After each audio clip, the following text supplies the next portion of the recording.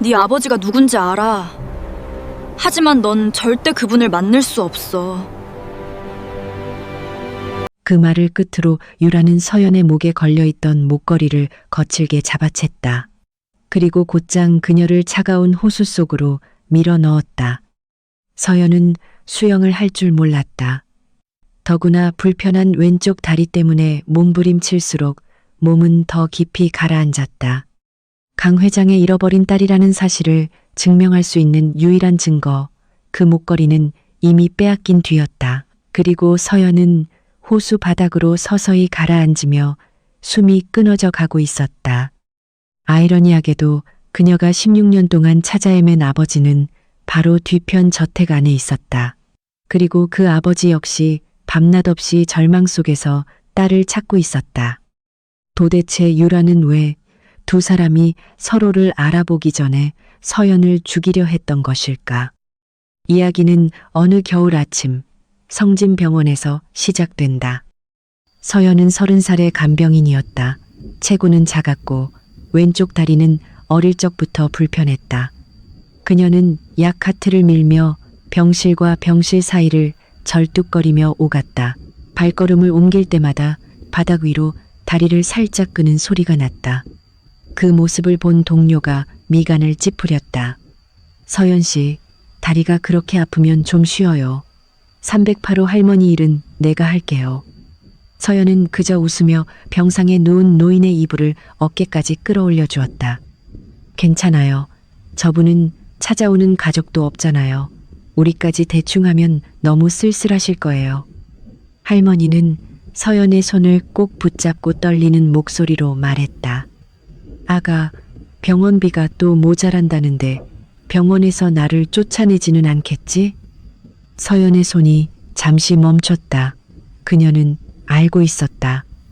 할머니가 약값을 아끼려고 사흘째 흰죽만 먹고 있다는 것을. 서연은 말없이 가운 주머니에서 지폐 2장을 꺼내 침대 머리맡컵 아래에 살며시 넣어두었다. 걱정 마시고 치료받으세요. 이건 보호자분이 간호사실에 맡기고 가신 돈이에요.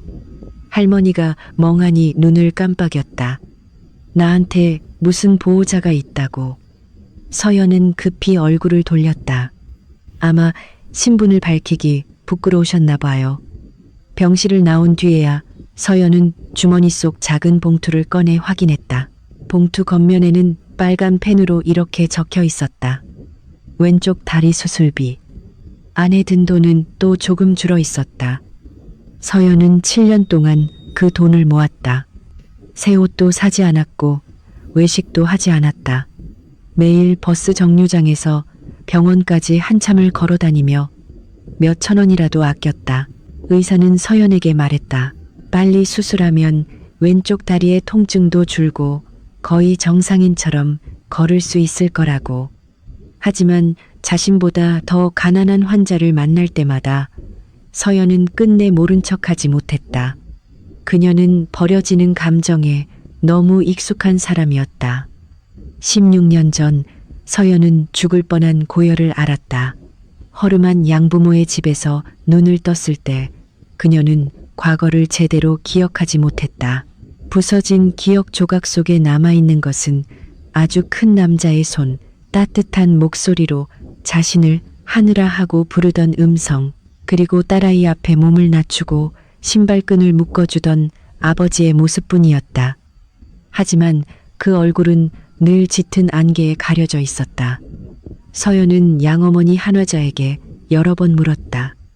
엄마, 나 이 집에 오기 전엔 누구였어? 화자는 서연을 끌어안고 울기만 했다. 엄마가 너를 버스터미널 근처에서 데려왔어. 그때 넌 열이 펄펄 끓고 있었고 몸에는 신분을 알 수 있는 게 아무것도 없었어. 가족을 찾아주지 못해서 엄마가 미안하다. 그날 이후 서연은 살아가면서 기다렸다. 친아버지가 살아있는지 이미 세상을 떠났는지도 몰랐다. 기억 속 그 남자가 정말로 자신을 찾고 있는지도 알 수 없었다. 같은 시각 강진그룹 최상층 집무실. 강한석 회장은 휠체어에 앉은 채 어린 여자아이의 사진 앞에서 꼼짝도 하지 않고 있었다. 62살의 그는 차갑고 결단력 있는 사람으로 유명했다. 오래전 사고로 두 다리를 쓸 수 없게 되었지만 그를 가장 아프게 한 것은 한 번도 다리가 아니었다.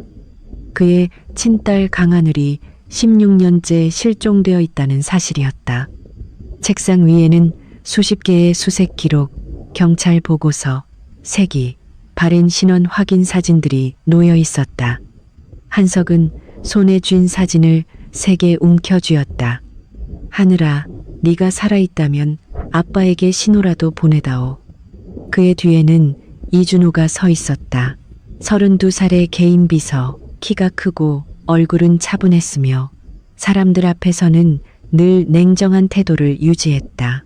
그는 거의 10년 동안 한석을 보좌했고 회장의 약점을 이용하려는 사람을 단 한 번도 곁에 두지 않을 만큼 충직했다. 회장님, 실종자 찾기 센터에서 새 명단을 보냈습니다. 제가 한 명씩 확인하겠습니다. 한석은 눈을 감았다. 16년이야. 그 아이는 어쩌면 자기 이름조차 잊었을지도 모른다. 준호는 미세하게 떨리는 그의 손을 바라보았다. 하지만 회장님께서는 단 한 번도 따님을 잊지 않으셨습니다. 살아만 계신다면 반드시 찾을 수 있습니다. 며칠 뒤 한석은 정기검진을 위해 성진병원을 찾았다. 준호가 접수 절차를 밟는 동안 그는 한 간병인이 보호자 없는 노인의 신발을 신겨주는 모습을 보았다. 노인은 성질을 내며 그녀의 손을 쳐냈다. 필요 없다고 했잖아. 날 불쌍히 여기는 거야? 서연은 화내지 않았다. 그저 떨어진 신발을 조용히 주워들었다. 불쌍해서가 아니에요. 발이 아프시면 오늘 햇볕 보러 마당에도 못 나가실 것 같아서요. 그 말에 한석은 오랫동안 아무 말도 하지 못했다. 하지만 준호는 서연을 경계하는 눈빛으로 바라보았다. 저 간병인은 자주 자기 돈으로 환자들을 돕는다고 합니다. 지나치게 선한 사람은 때때로 목적이 있는 법입니다.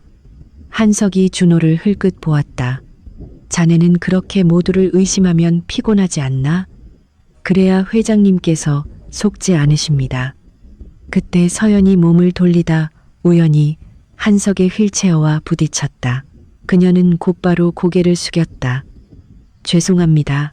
제가 보지 못했어요. 준호가 차갑게 말했다. 조심하셔야 합니다. 회장님은 얼마 전 척추 수술을 받으셨습니다. 서연이 고개를 들었다. 목소리 좀 낮추세요. 여긴 병원이지 그룹 회의실이 아니잖아요. 준호는 순간 말문이 막혔다. 그에게 그렇게 말하는 간병인은 처음이었다. 한석은 며칠 만에 처음으로 웃음을 터뜨렸다. 검진이 끝난 뒤 한석은 뜻밖에도 서연에게 회복 기간 동안 자신의 전담 간병인이 되어 해설하고 제안했다. 서연은 망설였다. 저는 여기서 제일 실력 좋은 사람이 아닙니다. 하지만 당신은 환자를 일거리로 대하지 않고 사람으로 대하더군. 한석이 그녀의 다리 수술을 앞당길 수 있을 만큼의 급여를 주겠다고 했지만 서연은 곧바로 대답하지 않았다.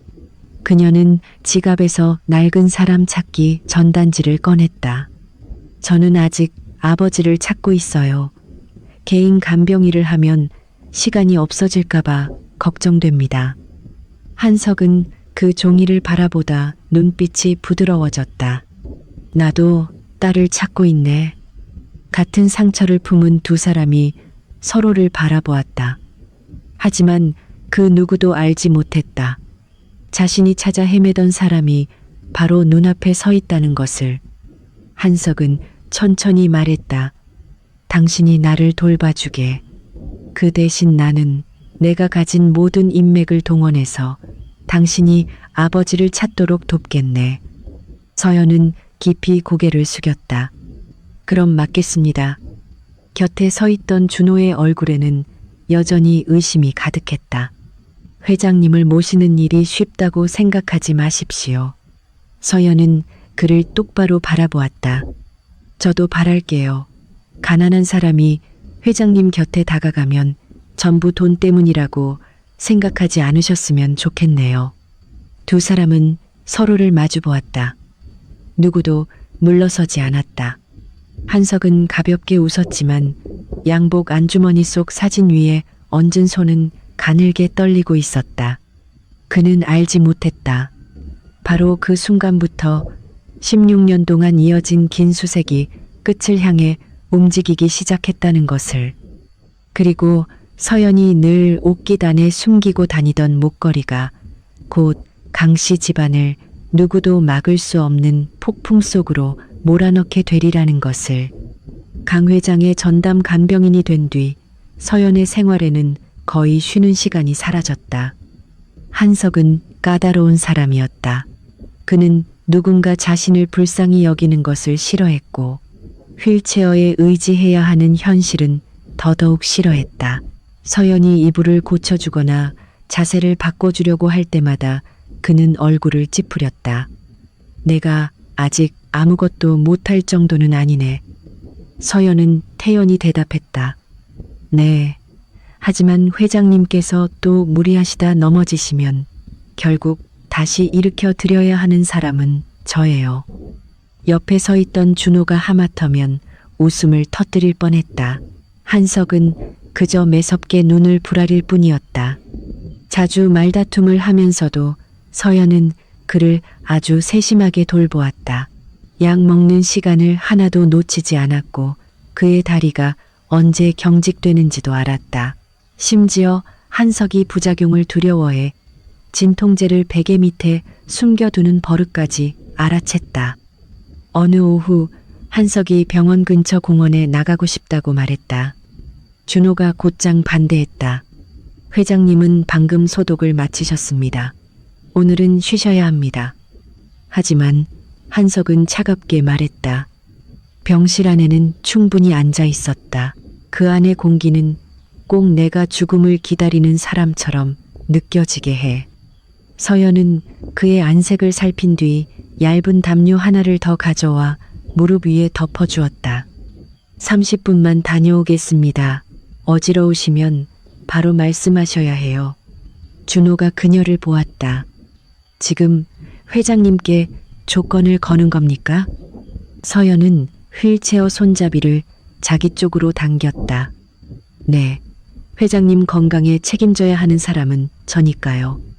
세 사람은 호숫가 길을 따라 걸었다.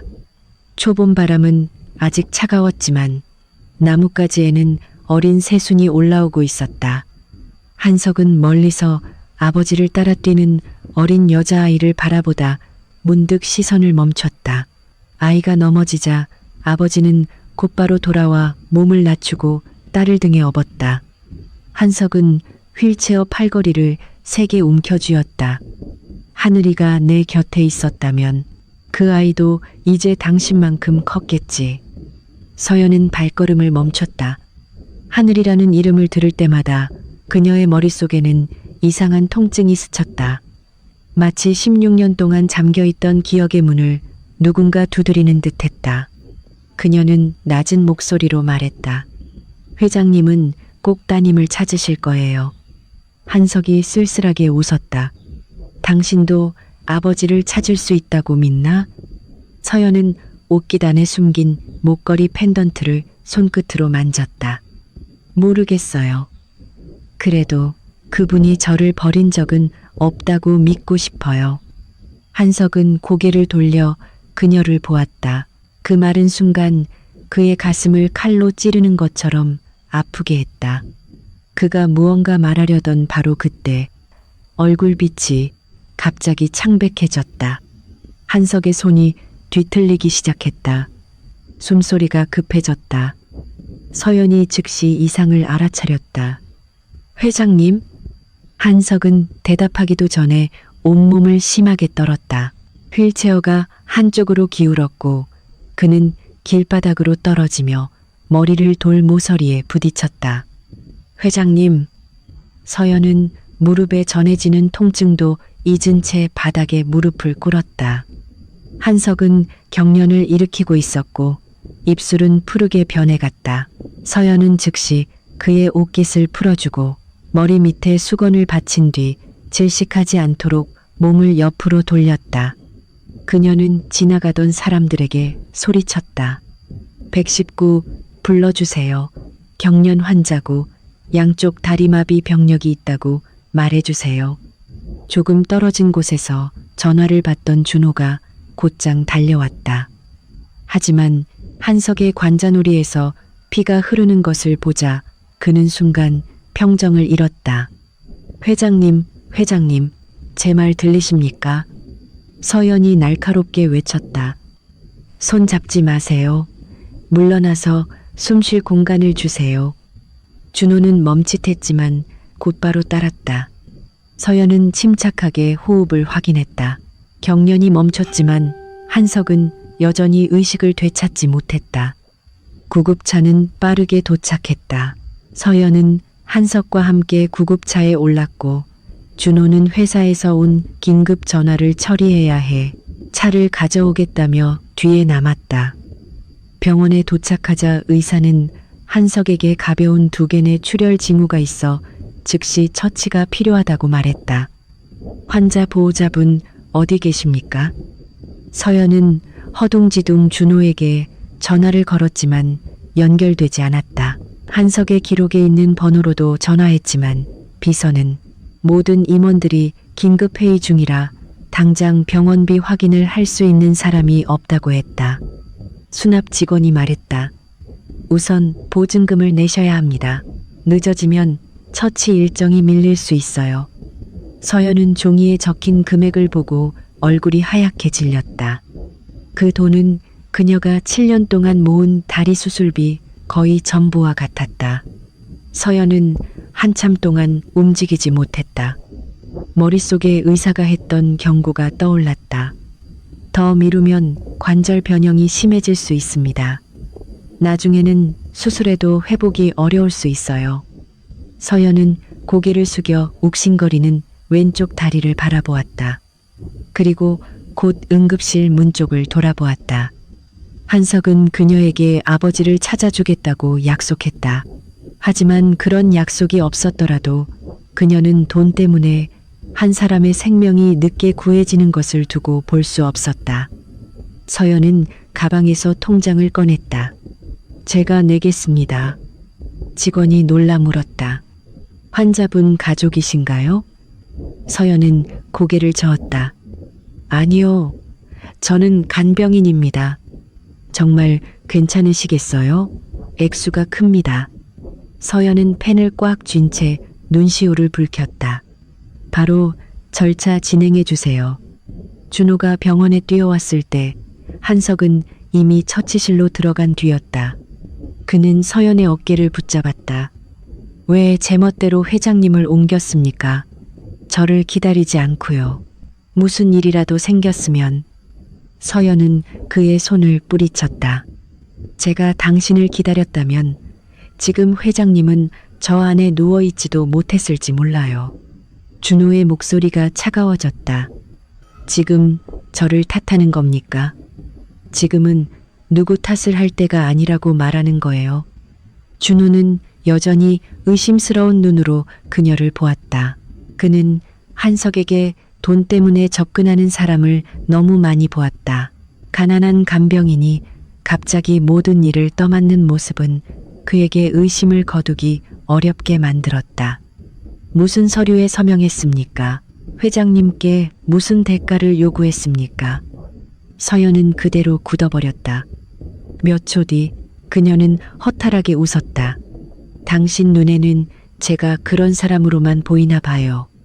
그녀는 몸을 돌려 절뚝거리며 복도 끝으로 걸어갔다. 한참 뒤 수납 직원이 영수증을 가져오고 나서야 준호는 응급 병원비 전액을 서연이 냈다는 사실을 알게 되었다. 그가 숫자를 내려다보며 물었다. 이 돈은 어디서 났습니까? 직원이 대답했다. 그분이 통장을 전부 해지하셨어요. 아마 다리 수술비였던 것 같던데요. 준호는 그대로 얼어붙었다. 처음으로 그는 자신의 의심이 정말 선한 사람을 상처 입혔다는 것을 깨달았다. 그날 밤 한석이 위험한 고비를 넘긴 뒤 준호는 비상계단에 혼자 앉아 있는 서연을 발견했다. 그녀는 두 손으로 왼쪽 다리를 감싸 쥐고 있었다. 준호는 그녀 옆에 따뜻한 커피 한 잔을 내려놓았다. 죄송합니다. 서연은 그를 보지 않았다.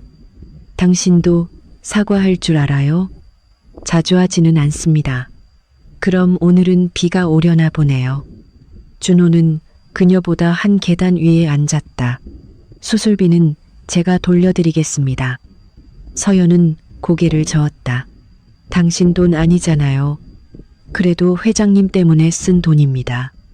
회장님이 깨어나셨으면 됐어요. 준호는 지친 그녀의 얼굴을 바라보았다. 그 순간부터 그의 경계심은 자신도 이름 붙일 수 없는 다른 감정으로 바뀌기 시작했다. 사흘 뒤 한석은 회복을 위해 강씨 집안 저택으로 옮겨졌다.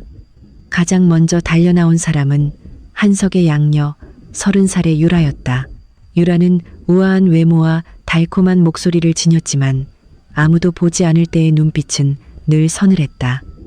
그녀는 휠체어 앞에 무릎을 꿇고 한석의 손을 붙잡았다. 아버지, 소식을 듣고 제가 얼마나 놀랐는지 아세요? 왜 밖에 나가시면서 저한테 말씀도 안 하셨어요? 한석은 부드러운 목소리로 말했다. 괜찮다. 서연이 덕분에 빨리 조치를 받았어. 유라의 시선이 즉시 서연에게 향했다. 그녀는 서연의 낡은 신발, 수수한 옷, 절뚝거리는 걸음걸이를 훑어본 뒤 미소 지었다. 아버지를 구해줘서 고마워요. 하지만 그날 밤 유라는 사람을 시켜 서연의 모든 신상을 조사했다. 한석이 서연을 신뢰할 뿐만 아니라 그녀의 아버지를 찾아주겠다고 약속했다는 사실을 알게 되자 유라는 자기 방에서 유리잔을 바닥에 던져 깨뜨렸다. 아버지가 하늘이 맑고 누군가에게 저렇게 마음을 쓴 적은 없었어. 사랑과 상속권을 잃을지도 모른다는 두려움은 순식간에 증오로 변했다. 다음 날 아침 유라의 다이아몬드 팔찌가 갑자기 사라졌다. 그녀는 저택 전체를 뒤집어 놓았다. 어젯밤 내 방에 들어온 사람은 사용인들과 그 간병인 뿐이었어. 서연은 깜짝 놀랐다. 저는 회장님 약을 가져다 드렸을 뿐이에요. 유라 씨 방에는 들어간 적 없습니다. 유라가 차갑게 웃었다. 가난한 사람이 평생 만져보지도 못할 값비싼 물건을 보면 무슨 생각을 할지 누가 알아요? 준호가 미간을 찌푸렸다. 유라 씨, 아직 증거가 없습니다. 그럼 뒤져보면 되겠네요. 서연이 반대했지만 유라는 사람들을 데리고 서연이 지내는 작은 방으로 들어갔다. 얼마 지나지 않아 다이아몬드 팔찌가 베개 밑에서 발견되었다. 서연의 얼굴이 창백해졌다. 제가 한 게 아니에요. 누군가 여기에 넣어둔 거예요. 유라가 다가와 서연의 가방을 거칠게 낚아챘다. 그럼 또 뭘 숨기고 있는지 보죠. 몸싸움이 벌어지는 순간 서연의 옷기단에 있던 목걸이가 밖으로 튀어나왔다. 은빛 물방울 모양 펜던트가 바닥에 떨어졌다. 유라는 그대로 굳어버렸다. 그녀는 강하늘의 오래된 사진 속에서 그 목걸이를 본 적이 있었다. 바로 한석이 죽은 아내와 딸을 위해 똑같이 맞춘 두 개의 목걸이였다. 유라는 몸을 숙여 그것을 주었고 손끝이 가늘게 떨렸다. 이거 어디서 났어요? 서연은 목걸이를 다시 빼앗듯 가져왔다. 제가 기억을 잃기 전부터 갖고 있던 유일한 물건이에요. 유라의 머릿속에서 무언가 터지는 듯했다. 눈앞에 절뚝거리는 여자가 어쩌면 진짜 강하늘일지도 몰랐다. 그날 밤 유라는 사과하는 척하며 서연을 뒷마당 호숫가로 불러냈다. 두 사람이 물가 가까이 섰을 때 유라가 느닷없이 물었다. 친아버지가 누군지 알고 싶어요? 서연이 돌아보았다. 당신이 알아요? 유라는 미소 지었다. 그리고 서연의 가슴을 세게 밀었다.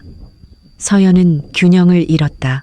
불편한 왼쪽 다리는 몸을 지탱하지 못했다. 그녀는 차가운 호수 속으로 떨어졌다. 알아. 유라는 물속에서 허우적거리는 서연을 내려다보며 독한 목소리로 말했다. 하지만 넌 절대 그 사람을 만날 기회를 얻지 못할 거야. 서연은 수영을 할 줄 몰랐다. 그녀는 서서히 가라앉았고 절망의 찬 손이 물 위로 뻗어 올라왔다. 그 순간 한 사람이 난간을 넘어 뛰어들었다. 준호였다. 그는 호수 속으로 몸을 던져 서연을 끌어안고 물가로 헤엄쳐 나왔다.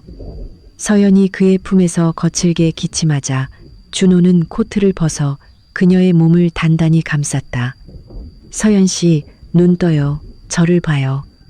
서연은 떨리는 손으로 그의 손목을 붙잡았다. 목걸이. 준호가 고개를 숙였다.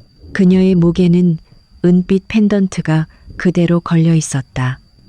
멀리서 유라는 조용히 어둠 속으로 물러났다.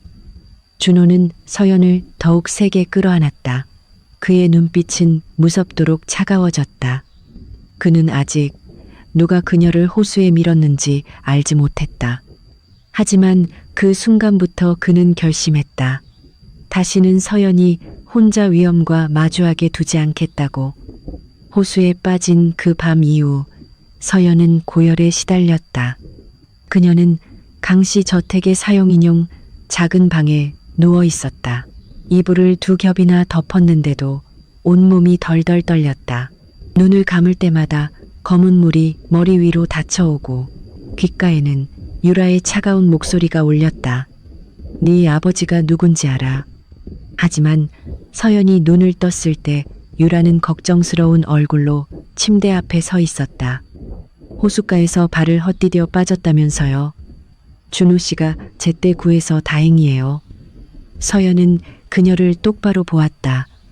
제가 발을 헛디딘 게 아니에요. 유라의 입가에 걸린 미소가 아주 잠깐 굳었다. 그 말은 누가 밀었다는 뜻인가요? 당신이 누구보다 잘 알잖아요. 유라는 천천히 방문을 닫았다. 그리고 몸을 숙여 서연의 얼굴 가까이 다가왔다. 증거 있어요? 서연은 이불 끝을 꽉 움켜쥐었다. 유라는 미소를 지었다. 목소리는 2사람만 들을 수 있을 만큼 작았다. 이 집에서 당신 같은 가난하고 다리까지 저는 간병인이 무슨 말을 해도 전부 모함일 뿐이에요. 아버지를 한번 구했다고 이 집안 사람이 될 수 있을 거라 착각하지 마요. 그 말을 끝으로 유라는 몸을 돌렸다. 차가운 향수 냄새만 방 안에 남았다. 서연은 모든 일을 한석에게 말하고 싶었다. 하지만 그는 막 위험한 고비를 넘긴 상태라 건강이 약했다.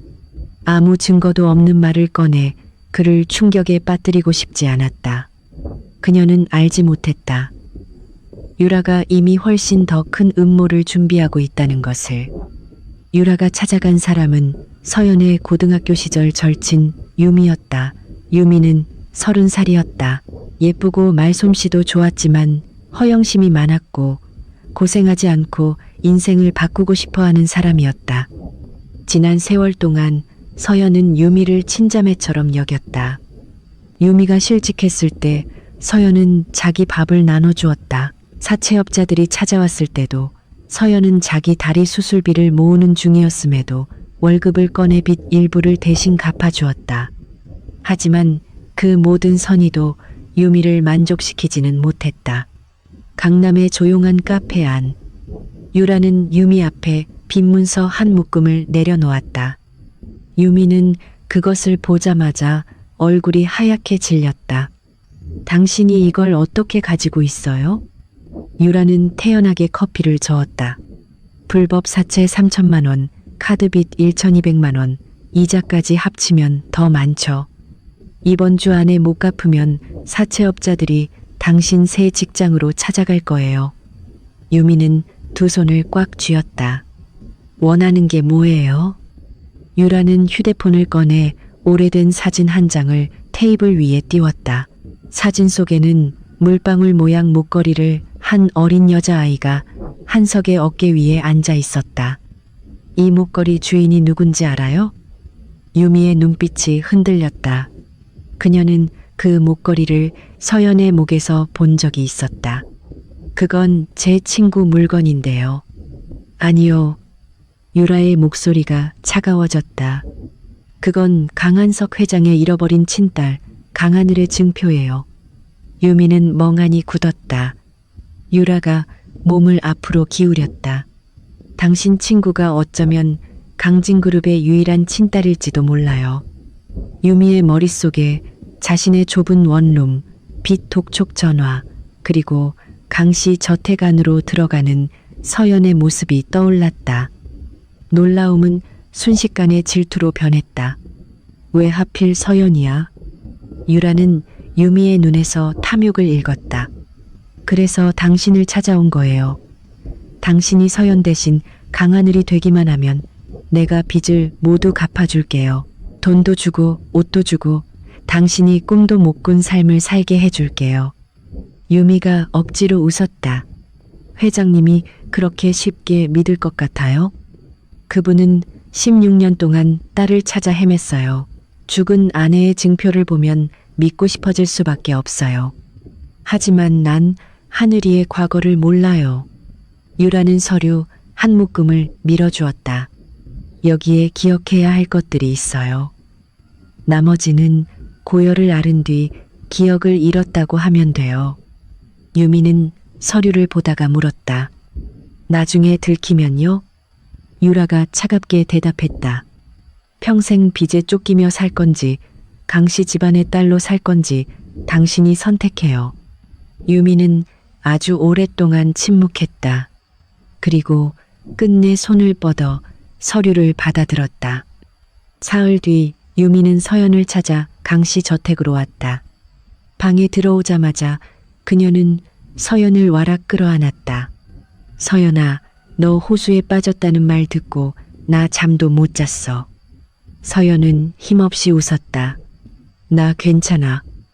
유미는 서연의 옷깃 아래로 살짝 보이는 목걸이를 발견했다. 그 순간 눈빛이 어두워졌다. 그녀는 죽을 꺼내 정성스럽게 한 숟갈씩 서연에게 먹였다. 서연이 약을 먹고 잠이 들자 유미는 조용히 침대 옆에 앉았다. 그녀의 손은 목걸이에 닿는 순간 떨렸다. 한순간 유미는 멈추고 싶었다. 돈이 없어 밥도 못 먹던 날 서연이 마지막 도시락을 반으로 나누어 주던 일이 떠올랐다. 사채업자가 길 한복판에서 자신을 때렸을 때 다리가 아픈 서연이 몸을 던져 막아주던 장면도 떠올랐다. 하지만 그때 휴대폰이 울렸다. 유라에게서 온 메시지였다. 기회는 한 번뿐이야. 유미는 이를 악물었다. 그리고 서연의 목에서 목걸이를 풀어 자기 주머니에 넣었다. 다음 날 아침 서연은 잠에서 깨자마자 습관처럼 목을 만졌다. 그녀는 벌떡 일어났다. 목걸이가 사라져 있었다. 서연은 이불과 베개를 모두 뒤지고 침대 밑까지 무릎을 꿇고 살폈다. 왼쪽 다리에서 통증이 찌르듯 올라왔지만 멈추지 않았다. 그럴 리 없어. 이걸 잃어버릴 리가 없어. 그 목걸이는 그녀와 과거를 이어주는 유일한 물건이자 아버지를 찾을 마지막 희망이었다. 서연이 절망 속에서 방을 뒤지고 있을 때 유미는 유라가 준비해준 수수한 흰 원피스를 입고 강씨 저택 정문 앞에 서 있었다. 그녀는 목걸이를 품에 꼭 쥐고 있었다. 눈물은 이미 거울 앞에서 연습해둔 상태였다. 한석이 휠체어를 타고 거실로 나오자 유미는 떨리는 목소리로 불렀다. 아빠. 거실 전체가 얼어붙었다. 한석은 그녀를 바라보며 얼굴빛이 달라졌다. 방금 나를 뭐라고 불렀나? 유미는 무릎을 꿇고 목걸이를 내밀었다. 저는 모든 걸 또렷이 기억하지 못해요. 하지만 사람들이 말했어요. 제가 기억을 잃기 전 이름이 강하늘이었다고요. 한석은 물방울 모양 펜던트를 바라보았다. 그의 입술이 떨렸다. 그는 그 목걸이를 두 손으로 조심스럽게 받아들었다. 조금만 세게 쥐어도 과거가 부서질까 두려워하는 사람처럼. 그것은 분명 그가 아내와 딸을 위해 맞춘 물건이었다. 뒷면에는 하늘이라는 이름을 상징하는 작은 구름 문양이 새겨져 있었다. 이걸 어디서 났느냐? 유미는 흐느끼며 말했다. 어릴 때부터 제가 가지고 있었어요. 양어머니가 말하셨어요. 저를 찾았을 때 이 목걸이가 제 목에 걸려 있었다고요. 한석은 손을 뻗어 그녀의 얼굴을 만졌다. 하늘아, 네가 정말 내 하늘이냐? 유미는 그를 끌어안았다. 너무 늦게 돌아와서 죄송해요. 한석은 울음을 터뜨렸다. 16년 동안 그 남자는 누구 앞에서도 눈물을 보인 적이 없었다. 하지만 지금 그는 유미를 끌어안고 잃어버린 인생의 한 조각을 되찾은 사람처럼 울고 있었다. 유라는 곁에서 눈물을 닦는 척했다. 아버지, 드디어 언니가 돌아왔어요. 오직 이준호만 앞으로 다가가지 않았다. 그는 몇 걸음 떨어진 곳에서 조용히 지켜보고 있었다. 한석이 하늘이가 어릴 때 품고 다니던 인형의 이름을 묻자 유미는 머뭇거리다 머리를 감싸 쥐었다. 죄송해요. 기억이 안 나요. 하늘이가 가장 좋아하던 음식이 무엇이었는지 물었을 때도 그녀는 그저 울었다. 고열을 앓은 뒤 기억이 너무 뒤엉켰어요. 한석은 즉시 사람들의 질문을 막았다. 더 이상 아이를 몰아세우지 마라. 돌아온 것만으로도 충분하다. 그날 바로 유미는 강하늘의 방으로 들어갔다. 옷장에는 비싼 옷들이 채워졌고 사용인들은 고개를 숙여 그녀를 큰아가씨라 불렀다. 유미는 거울 앞에 서서 새 원피스를 쓰다듬었다. 눈빛에는 감출 수 없는 희열이 가득했다. 빚에 쫓기던 여자가 하루아침에 서울에서도 손꼽히는 부자 회장의 딸이 된 것이다. 하지만 그 기쁨은 준호의 눈을 피하지 못했다. 그는 비밀리에 유미의 출생 기록, 병원 기록, 입양 시기를 확인하라고 지시했다. 동시에 그녀의 최근 금융 거래도 추적하게 했다. 그는 믿지 않았다. 16년 동안 실종된 딸이 완벽한 증표를 들고 이렇게 정확한 시점에 나타난다는 것을. 그날 밤 준호는 뒷마당 계단에 앉아있는 서연을 발견했다. 그녀의 두 눈은 울어서 퉁퉁 부어 있었다. 정말 온 집안을 다 찾아봤어요. 서연의 목소리가 메었다. 목걸이가 사라졌어요. 준호가 그녀 옆에 앉았다. 그렇게 중요한 물건입니까?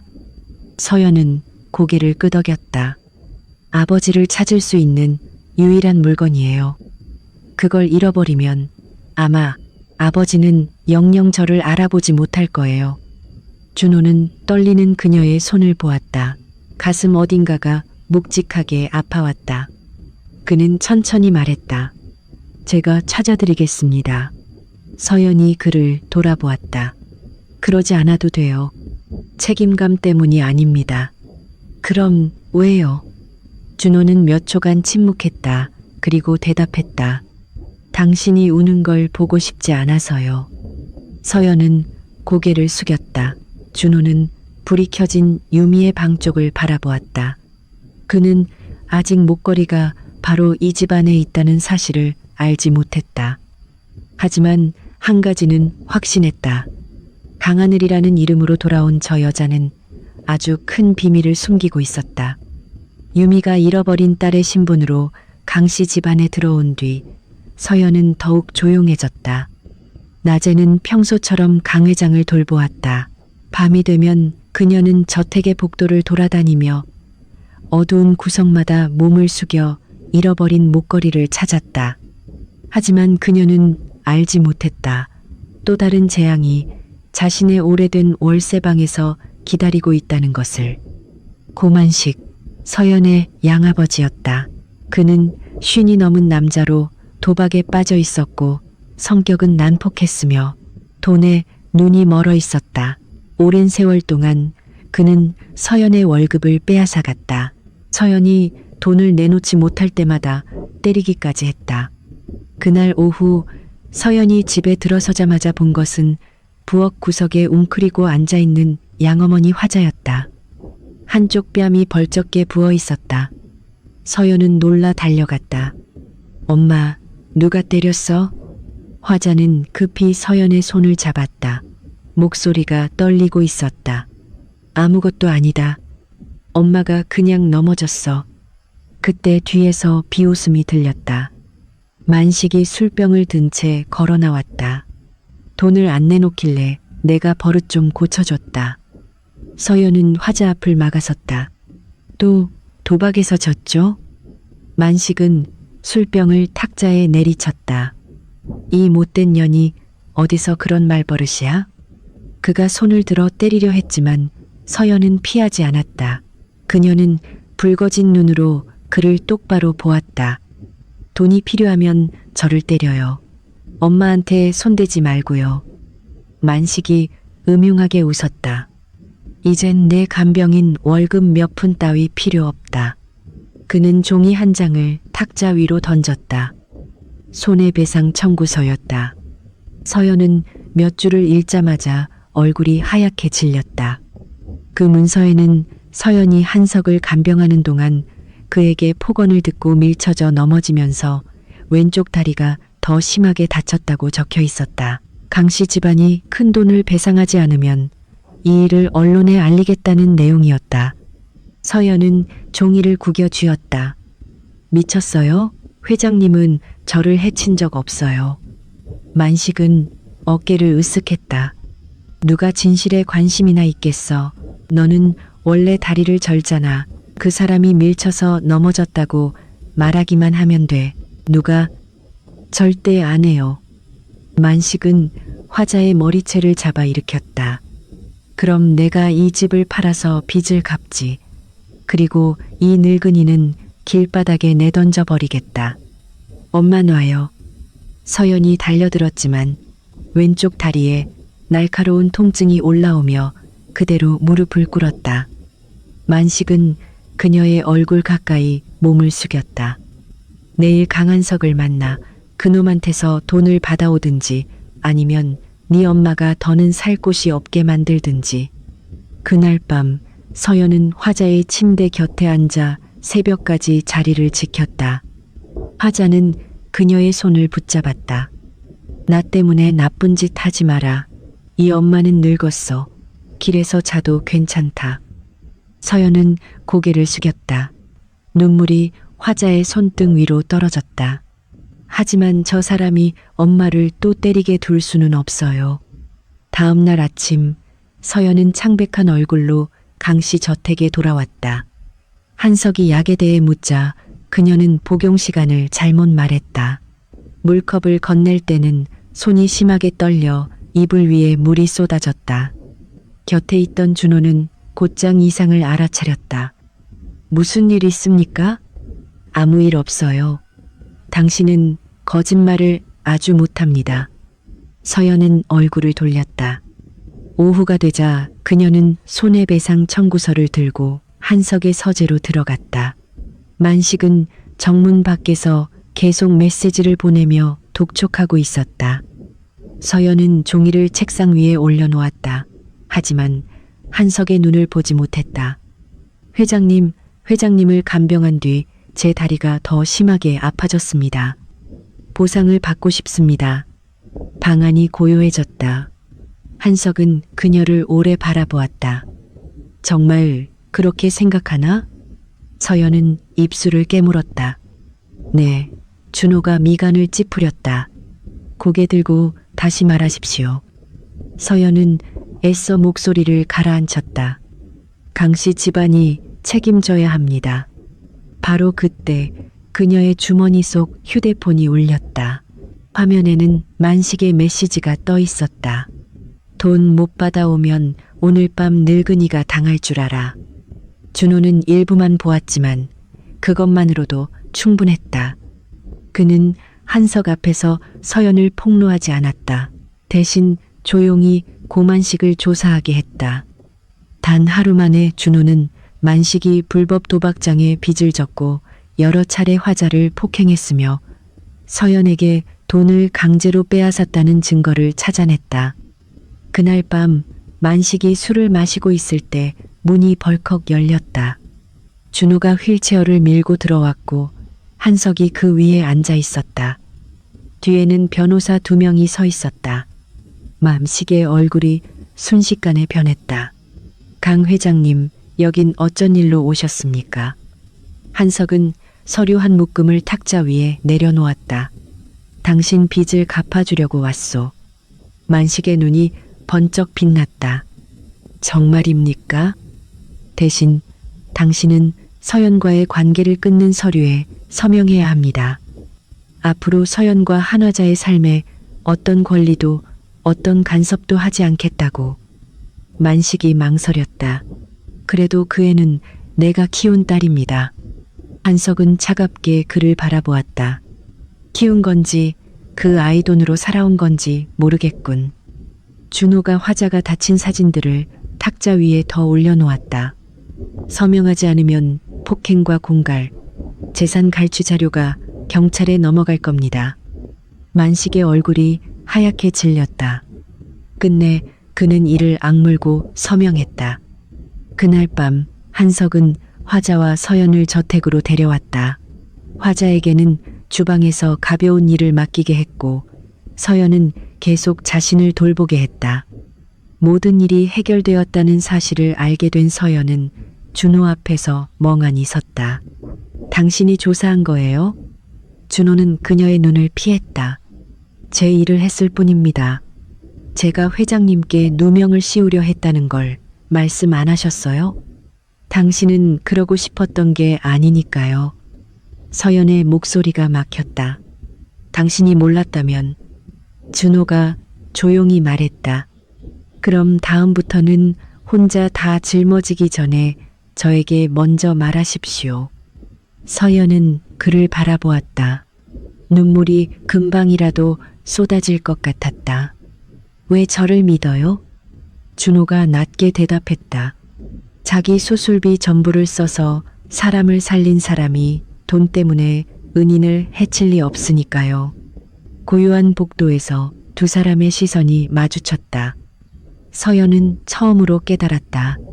이준호의 차가운 얼굴 뒤에는 늘 조용히 자신을 막아주고 지켜주는 사람이 있다는 것을. 그리고 준호 역시 알게 되었다. 자신이 더 이상 그녀를 그저 평범한 간병인으로만 볼 수 없게 되었다는 것을. 서연과 양어머니 화자가 강 회장의 손에 이끌려 저택으로 들어온 뒤부터 유라는 거의 잠을 이루지 못했다. 아침마다 그녀는 서연이 한석의 휠체어를 밀고 정원으로 나가는 모습을 보았다. 밤마다 이준호가 복도 끝에 서서 약을 가져다 주거나 서연에게 아직 다리가 아프지 않으냐고 묻는 모습도 보았다. 유미 역시 강씨 집안의 큰아가씨로 불리게 되었지만 마음은 늘 불안했다. 옛 친구 서연이 자신의 금고 안에 숨겨둔 그 목걸이를 찾아낼까 두려웠기 때문이다. 어느 날 밤 유라는 방문을 닫아 잠그고 차갑게 말했다. 서연이 이 집에 계속 있으면 아버지는 언젠가 이상한 점을 알아차릴 거야. 유미는 와인잔을 꽉 움켜쥐었다. 그럼 어떻게 해? 그 여자를 탐욕스럽고 도둑질까지 하는 위험한 사람으로 만들어야지. 그런 여자가 자기가 하늘이라고 떠들어봐야 아무도 믿지 않을 테니까.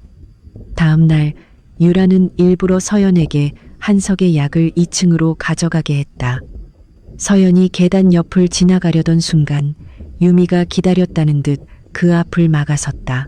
그녀는 주위를 살피더니 갑자기 서연의 손목을 붙잡았다. 너 아직도 강씨 집안에 들러붙을 생각을 못 버렸어? 서연이 미간을 찌푸렸다. 유미야, 너 지금 무슨 소리 하는 거야? 유미는 서연의 귀 가까이 다가와 비웃듯 속삭였다. 너 가난하고 다리도 불편하고 가족도 없잖아. 회장님이 불쌍히 여겨서 재산이라도 조금 떼어주길 바라는 거 아니야? 서연은 손을 빼냈다. 나는 강씨 집안 돈을 생각해 본 적 없어. 바로 그때 복도 끝에서 사용인의 발소리가 들려왔다. 유미는 즉시 뒤로 물러섰다. 그러고는 일부러 자신의 치맛자락을 밟고 계단 아래로 몸을 던졌다. 아, 그녀의 몸이 몇 계단을 구르더니 아래쪽에 쓰러졌다. 사람들이 놀라 달려왔다. 유라는 막 나타난 사람처럼 달려오자마자 소리쳤다. 유미 언니, 누가 언니를 이렇게 만들었어요? 유미는 팔을 감싸 쥐고 눈물을 흘리며 서연을 가리켰다. 저 여자예요. 서연이가 저를 밀었어요. 서연은 그대로 얼어붙었다. 아니에요. 저는 건드리지도 않았어요. 유라는 곧장 서연의 뺨을 후려쳤다. 아버지를 한 번 구했다고 네가 뭐라도 된 줄 알아? 한석이 휠체어를 타고 올라왔다. 계단 아래 쓰러진 유미를 본 그의 얼굴이 굳어졌다. 서연, 무슨 일이 있었나? 서연이 막 설명하려는 순간 유미가 울음을 터뜨렸다. 제가 왜 자꾸 제 방을 뒤지느냐고 물었을 뿐이에요. 그랬더니 화를 내면서 저를 밀었어요. 서연은 자신이 오랫동안 지켜주고 보살폈던 친구를 바라보았다. 뺨의 통증보다 가슴이 더 아팠다. 유미야, 왜 거짓말을 해? 유미는 고개를 돌리고 더 크게 울었다. 그때 준호가 밖에서 들어왔다. 그는 계단을 내려다보더니 낮은 목소리로 물었다. 높은 곳에서 밀려 떨어졌다면 왜 서연 씨 손에 든 약 쟁반은 그대로입니까? 유라가 차갑게 말했다. 지금 저 여자를 감싸는 거예요? 저는 사실만 보고 있습니다. 준호는 난간 쪽으로 다가갔다. 손잡이에는 새로 생긴 긁힌 자국이 있었다. 높이는 유미가 끼고 있는 큼직한 반지가 닿을 만한 위치였다. 준호는 유미를 바라보았다. 넘어지기 전에 난간을 잡았군요. 갑자기 밀렸다면 이렇게 준비할 수 없었을 겁니다. 유미의 얼굴이 창백해졌다. 그러나 유라는 빠르게 말을 끊었다. 긁힌 자국 하나가 무슨 증거가 된다는 거죠? 첫 번째 계획은 실패했지만 두 사람은 멈추지 않았다. 그날 밤 유라는 사람을 시켜 돌아가신 어머니의 비취 비녀와 다이아몬드 귀걸이 한 쌍을 화자의 방에 숨겨두게 했다. 다음 날 아침 유라는 귀한 물건이 사라졌다며 저택을 발칵 뒤집었다. 요즘 이 집에 새로 들어온 낯선 사람은 딱 2명뿐이잖아요. 사람들의 시선이 곧장 서연과 화자에게 쏠렸다. 화자는 겁에 질려 손을 내저었다.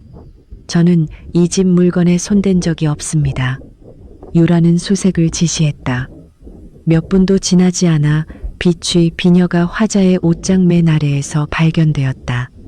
다이아몬드 귀걸이는 서연이 약값을 넣어두던 천 주머니 안에서 나왔다.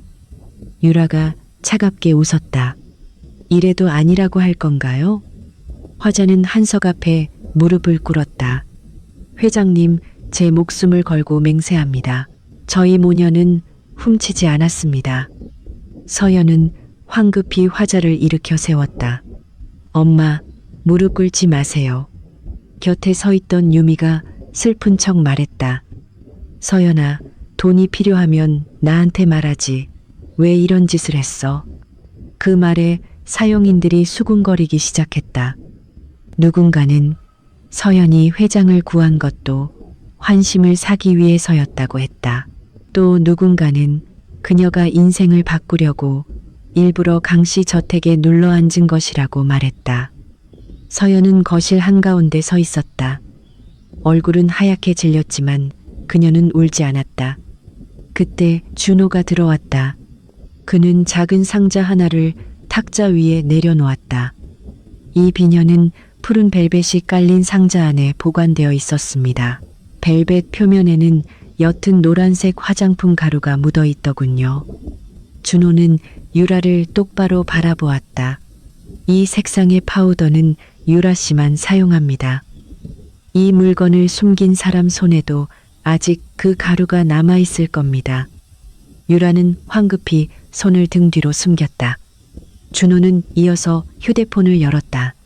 그리고 다이아몬드 귀걸이는 어젯밤 유라 씨의 개인 보좌가 화자 아주머니 방에 들어가는 것을 세탁실 직원이 보았습니다. 진술도 받아두었습니다. 방 안의 공기가 단숨에 바뀌었다. 한석이 탁자를 3개 내리쳤다. 그만해라. 그는 유라를 바라보았다. 눈빛에는 실망이 깊게 배어 있었다. 너는 지금 이 집을 어디로 만들고 있는 거냐? 유라는 이를 악물었다.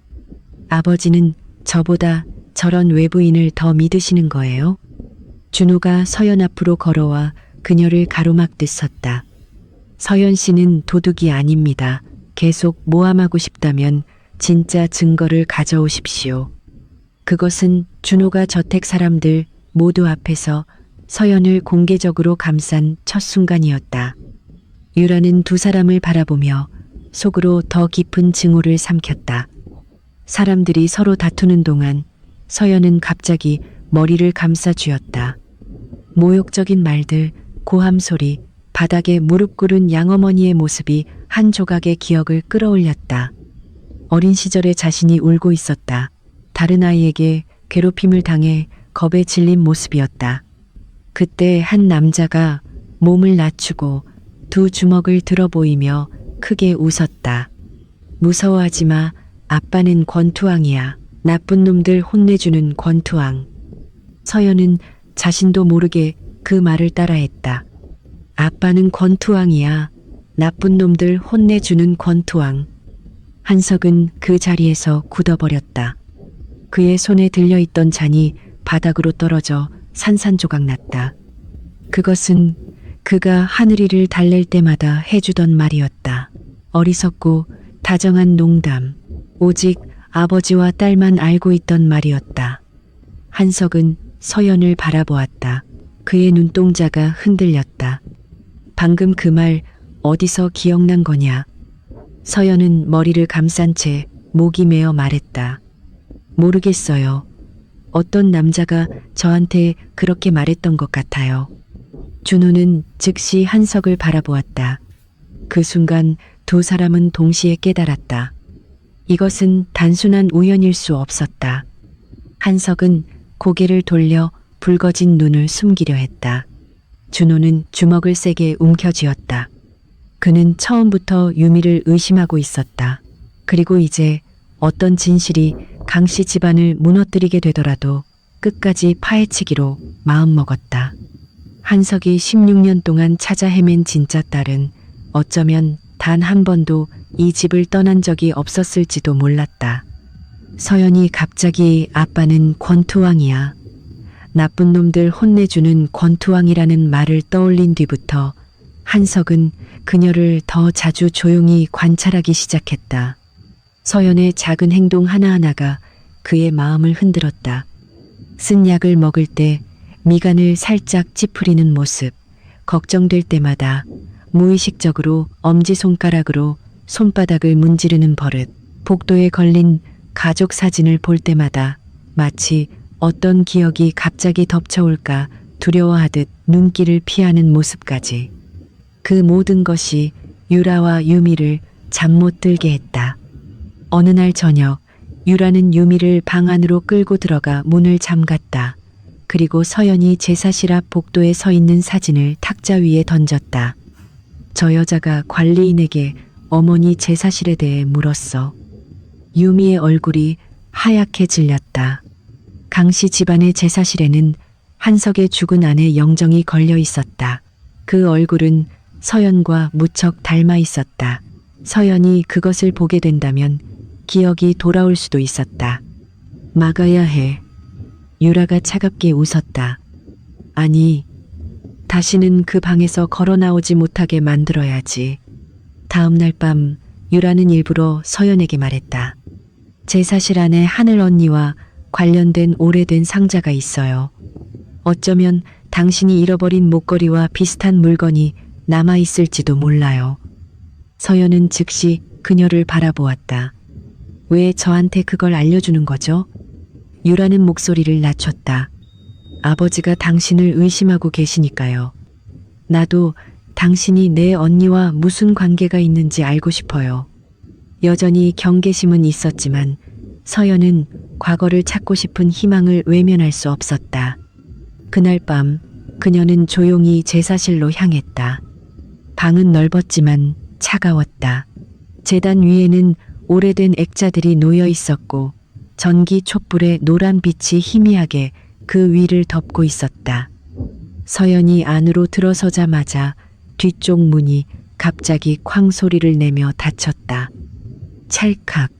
바깥에서 자물쇠가 잠기는 소리가 들렸다. 서연은 황급히 문으로 달려가 두드렸다. 밖에 누구 있어요? 문 열어주세요. 아무 대답도 없었다. 잠시 뒤 매캐한 냄새가 방 안으로 스며들었다. 검은 연기가 문틈 사이로 흘러들기 시작했다. 서연은 놀라 뒤를 돌아보았다. 창가의 커튼에서 불길이 치솟고 있었다. 불은 순식간에 목재벽을 타고 번져갔다. 살려주세요. 그녀는 의자를 들어 문을 내리쳤다. 그러나 제사실 문은 두꺼운 나무로 만들어져 있었고 밖에서는 무언가로 막아둔 듯 꿈쩍도 하지 않았다. 연기는 점점 짙어졌다. 빠져나갈 길을 찾던 서연의 시선이 제단 위 영정사진에 닿았다. 그 사진 속 여인의 온화한 얼굴을 보는 순간 서연은 숨을 멈췄다. 부서진 기억 하나가 머릿속에 떠올랐다. 한 여자가 자신을 품에 안고 있었다. 손끝으로 머리카락을 부드럽게 빗겨주며 속삭였다. 우리 하늘이. 서연은 머리를 감싸 쥐고 뒤로 물러섰다. 엄마. 하지만 더 떠올리기도 전에 불타던 들보 하나가 그녀 앞에 떨어졌다. 서연은 균형을 잃고 바닥에 세게 쓰러졌다. 왼쪽 다리에 날카로운 통증이 몰려왔고 그녀는 일어설 수 없었다. 밖에서는 유라와 유미가 나무 뒤에 숨어서 있었다. 유미가 떨리는 목소리로 말했다. 저 사람이 정말 죽으면 경찰이 조사할 거야. 유라는 차갑게 불길을 바라보았다. 오래된 제사실이야. 전기 합선이라고 하면 돼. 그때 이준호가 정문 쪽에서 돌아오고 있었다. 그는 저택 뒤편에서 치솟는 불길을 보자마자 곧장 달려갔다. 서연 씨는 어디 있습니까? 사용인들은 당황해 아무도 모른다고 했다. 준호는 제사실 문 근처에 떨어진 서연의 손수건을 보았다. 그는 한순간도 망설이지 않았다. 소화기로 창문을 깨뜨리고 곧장 안으로 뛰어들었다. 검은 연기가 그를 삼켰다. 서연 씨. 방 안쪽 구석에서 약한 기침 소리가 들렸다. 준호 씨. 준호는 그 목소리를 따라갔다. 그리고 제단 옆에 쓰러져 있는 서연을 발견했다. 그녀의 다리는 불에 탄 나무 토막에 깔려 있었다. 준호는 팔에 화상을 입는 것도 아랑곳하지 않고 온 힘을 다해 나무를 드러냈다. 제 말 들립니까? 서연은 힘겹게 눈을 떴다. 왜 여기에 들어왔어요? 당신이 여기 있으니까요. 준호는 몸을 낮춰 그녀를 등에 업었다. 두 사람이 창문 쪽으로 거의 다가갔을 때 천장의 일부가 갑자기 무너져 내렸다. 준호는 몸을 돌려 서연을 감쌌다. 불타던 목재가 그의 어깨를 세게 내리쳤다. 두 사람은 함께 바닥에 쓰러졌다. 서연은 겁에 질려 준호를 흔들었다. 준호 씨, 눈 떠요. 그는 겨우 한마디를 내뱉었다. 무서워하지 마요. 내가 당신을 데리고 나갈 겁니다. 그 후 준호는 이를 악물고 다시 일어섰다. 그는 서연을 부축해 창문 쪽으로 데려갔고 마침 도착한 소방대가 두 사람을 밖으로 끌어냈다. 준호는 심한 화상과 과다출혈로 병원에 실려갔다. 의사는 그가 희귀 혈액형이라 병원 혈액은행에 충분한 혈액이 없다고 말했다. 연기를 들이마셔 막 정신을 차린 서연은 그 말을 듣자마자 몸을 일으켰다. 제 혈액형이 준호 씨와 같아요. 간호사가 막아섰다. 지금 환자분도 너무 약합니다. 혈압도 낮고요. 지금 헌혈하시면 위험할 수 있어요. 서연은 두 손을 꽉 쥐었다. 그 사람은 저를 구하다 다쳤어요. 제발 제 피를 가져가 주세요. 의사는 여전히 망설였다. 서연은 목이 메어 말했다. 그 사람에게 무슨 일이 생기면 저는 평생 후회할 거예요. 결국 병원은 안전한 범위 안에서 서연의 피를 체열하기로 했다. 헌혈을 마친 뒤 서연은 완전히 기력이 빠져 침대 위에서 그대로 정신을 잃었다. 그 사실을 알게 된 유라는 곧장 당직 의사를 찾아갔다. 그녀는 두툼한 봉투 하나를 의사 앞에 내려놓았다. 기록상 헌혈자는 유미로 되어 있어야 합니다. 의사는 겁에 질렸다. 하지만 수혈 기록은 이미 남아 있습니다. 이름만 바꾸면 돼요. 나머지는 내가 알아서 처리하죠. 다음 날 유미는 정성껏 꾸며낸 초췌한 얼굴로 준호의 병상 옆에 서 있었다. 한석이 들어오자 유라는 즉시 말했다. 유미 언니가 위험을 무릅쓰고 준호 씨에게 피를 줬어요. 의사 선생님 말로는 언니도 거의 쓰러질 뻔했대요. 한석은 감동한 얼굴로 유미를 바라보았다. 잘했다. 정말 잘했어. 막 정신을 차린 서연은 그 이야기를 듣고 힘겹게 준호의 병실로 걸어갔다. 아니에요. 그 사람에게 피를 준 건 저예요. 유라가 곧장 비웃었다. 이번엔 공까지 가로채고 싶은 거예요? 유미는 마음 아픈 척 말했다. 서연아, 네가 준호 씨를 걱정하는 건 알아. 그래도 거짓말까지 할 필요는 없잖아.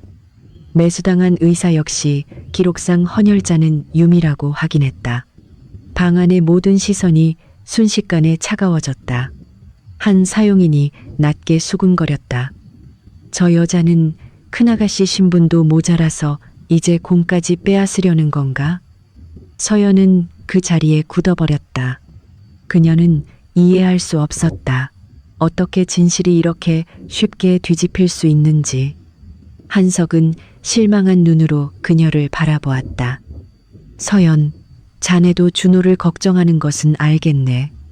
하지만 다른 사람의 공을 자기 것처럼 말하는 일은 용납할 수 없네. 서연은 더 이상 설명하지 않았다. 그녀는 몸을 돌려 절뚝거리며 병실을 나갔다. 사흘 뒤 준호가 깨어났다. 그가 가장 먼저 찾은 사람은 서연이었다. 유라는 서둘러 말했다. 유미 언니가 당신을 살리려고 피를 줬어요. 그런데 서연 씨는 자기가 구한 거라고 거짓말까지 했어요. 준호는 유미를 한참 바라보았다. 당신이 저와 같은 혈액형입니까? 유미는 순간 굳었다. 네, 무슨 혈액형인데요? 유미의 얼굴이 하얗게 질렸다. 유라가 급히 끼어들었다. 이제 막 깨어난 사람한테 뭘 그렇게 캐물어요? 준호는 병실 문 밖에 서 있던 서연을 바라보았다. 그녀의 얼굴은 아직 창백했고 팔에는 체열 바늘 자국이 남아 있었다. 준호는 그녀를 향해 손을 내밀었다. 이리 와요. 서연은 천천히 걸어왔다. 준호는 그녀의 손목을 붙잡고 똑바로 눈을 바라보았다. 나는 당신을 믿습니다. 그 세 마디에 서연의 가슴 속에 쌓여있던 서러움이 무너져 내렸다. 증거도 필요 없어요? 준호는 조용히 대답했다. 제가 응급실에서 잠깐 의식이 돌아왔을 때 제 곁에 있던 사람은 당신이었습니다. 그리고 당신은 남의 것을 빼앗는 사람이 아니니까요. 서연은 고개를 숙였다. 눈물이 준호의 손등 위로 떨어졌다. 준호는 그녀의 손을 더 단단히 잡았다. 거짓말로 가득한 병실 안에서 오직 두 사람만이 알고 있었다. 한 사람의 목숨이 다른 한 사람의 희생으로 이어졌다는 것을. 누구도 사랑한다는 말을 꺼내지 않았다. 하지만 그 순간부터 두 사람 사이의 감정은 더 이상 숨길 수 없게 되었다. 화재 이후 유라는 깨달았다. 서연에게 누명을 씌우는 것만으로는 부족했다. 서연이 강한석과 이준호 곁에 있는 한 진실은 언젠가 파헤쳐질 수밖에 없었다. 그래서 유라는 서연이 아버지를 찾을 마지막 희망까지 뿌리째 끊어내기로 했다. 어느 아침 중년 부부 한 쌍이 갑자기 강씨 저택 정문 앞에 나타났다. 남자는 자신을 박동철이라고 소개했다. 인천에서 자동차 정비 일을 한다고 했다. 함께 온 여자는 그의 아내 김미숙이었다. 얼굴은 고생에 찌들어 보였고 눈빛은 늘 주변을 살피듯 이리저리 흔들렸다. 미숙은 서연을 보자마자 달려와 그녀를 끌어안았다. 내 딸. 서연은 놀라 뒤로 물러섰다. 누구세요? 미숙은 울음을 터뜨리며 주머니에서 낡은 사진 한 장을 꺼냈다. 너는 박은지야. 우리 친딸이라고. 16년 전에 집을 나갔다가 실종됐어. 고열 때문에 부모를 잊어버린 거야. 동철도 무릎을 꿇고 바닥에 머리를 덧었다. 아빠랑 엄마가 너를 얼마나 찾아다녔는지 모른다. 이제야 다시 만났구나. 한석은 그 장면을 바라보며 복잡한 표정을 지었다. 만약 서연이 정말 이 부부의 딸이라면 권투왕이라는 말도 우연일 수 있었다. 유라는 옆에서 감동한 척 말했다. 아버지, 어쨌든 저분들이 딸을 되찾게 해드리는 게 맞지 않을까요? 서연은 미숙이 내민 사진을 바라보았다. 사진 속 아이는 몸집이 자신과 비슷했지만 얼굴은 흐릿해서 제대로 알아볼 수 없었다. 서연이 물었다. 제가 정말 그쪽 딸이라면 제 몸에 어릴 때부터 있던 특징이 뭐죠? 미숙이 멈칫했다. 유라가 곧바로 끼어들었다. 16년이나 떨어져 살았는데 그런 걸 누가 다 기억해요? 이준호는 아무 말도 하지 않았다. 다만 가난하다고 주장하는 부부가 신고 있는 값비싼 새 구두를 바라보았을 뿐이었다. 그리고 조용히 사람을 시켜 조사에 들어갔다. 하루도 지나지 않아 준호는 진실을 찾아냈다. 박동철과 김미숙은 과거 보험 사기로 체포된 전력이 있었다. 두 사람의 외동딸은 아직 부산에 살아 있었고 서연과는 전혀 관련이 없었다. 준호는 두 사람 앞에 서류 묶음을 던졌다. 두 분의 딸은 지금 해운대의 한 식당에서 일하고 있습니다. 여기로 불러드릴까요? 동철의 얼굴이 창백해졌다. 미숙은 곧장 무릎을 꿇었다. 우리는 시키는 대로 했을 뿐이에요. 누가 돈을 주면서 저 여자를 딸이라고 주장하라고 했어요. 준호가 즉시 물었다. 누굽니까? 하지만 두 사람이 대답하기도 전에 경찰 2명이 오래된 사기 사건 체포영장을 들고 나타났다. 유라는 복도 끝에 서서 조용히 주먹을 움켜쥐었다. 첫 번째 계획은 실패했다. 하지만 그녀는 조금도 물러서지 않았다. 그날 밤 유라와 유미는 더 잔인한 연극을 꾸몄다. 유미는 수상한 전화를 받은 척하며 저택을 나갔다. 1시간이 지난 뒤 한석의 휴대폰으로 메시지가 도착했다. 강하늘을 살리고 싶으면 10억 원을 준비해라. 배우는 서연이다. 그 메시지와 함께 조작된 녹음 파일 하나가 첨부되어 있었다. 그 안에는 서연의 목소리가 들어 있었다.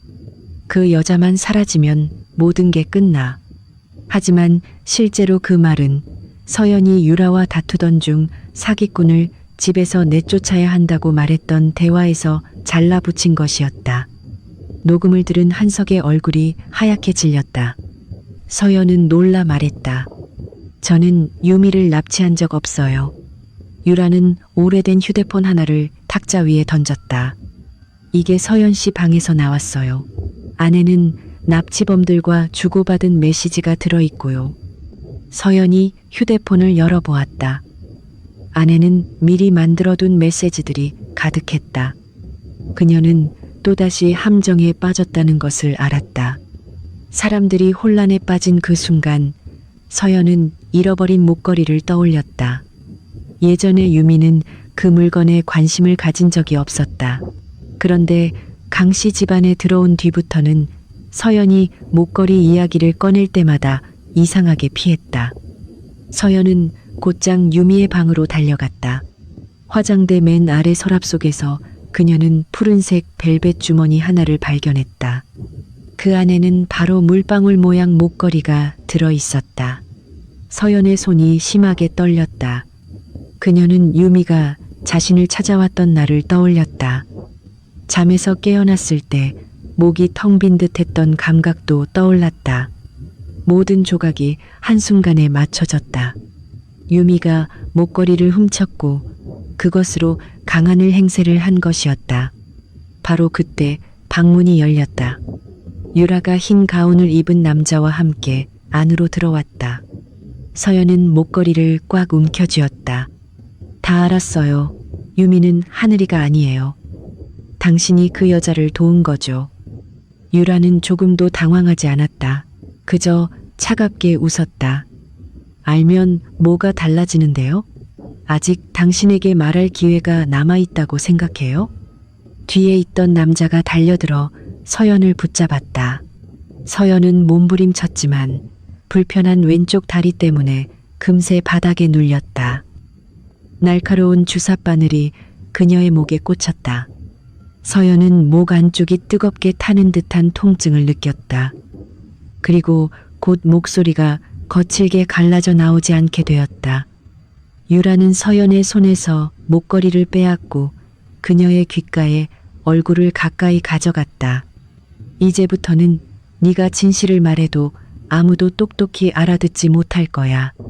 서연이 비틀거리며 거실로 내려왔을 때 한석은 몸값을 준비하고 있었다. 그녀는 있는 힘껏 소리치려 했다. 유미, 가짜예요. 목걸이. 하지만 목에서는 끊어진 숨소리 같은 소리만 새어나왔다. 한석이 미간을 찌푸렸다. 무슨 말을 하려는 건가? 서연은 2층을 가리키며 목걸이가 유미의 방에 있다는 것을 어떻게든 전하려 했다. 하지만 사용인이 올라가 확인했을 때 방은 이미 깨끗이 정리되어 있었다. 유라는 모든 흔적을 지워둔 뒤였다. 바로 그때 유미가 구출된 모습으로 저택에 돌아왔다. 그녀는 온몸을 떨며 한석의 품으로 뛰어들었다. 아빠, 서연이가 저를 죽이려고 했어요. 서연은 격하게 고개를 저었다. 유미는 흐느끼며 말했다. 그 애가 그랬어요. 제가 사라지기만 하면 자기가 아버지 딸이 될 수 있다고요. 그 애는 하늘이에 대해 너무 많은 걸 알고 있어요. 너무 무서웠어요.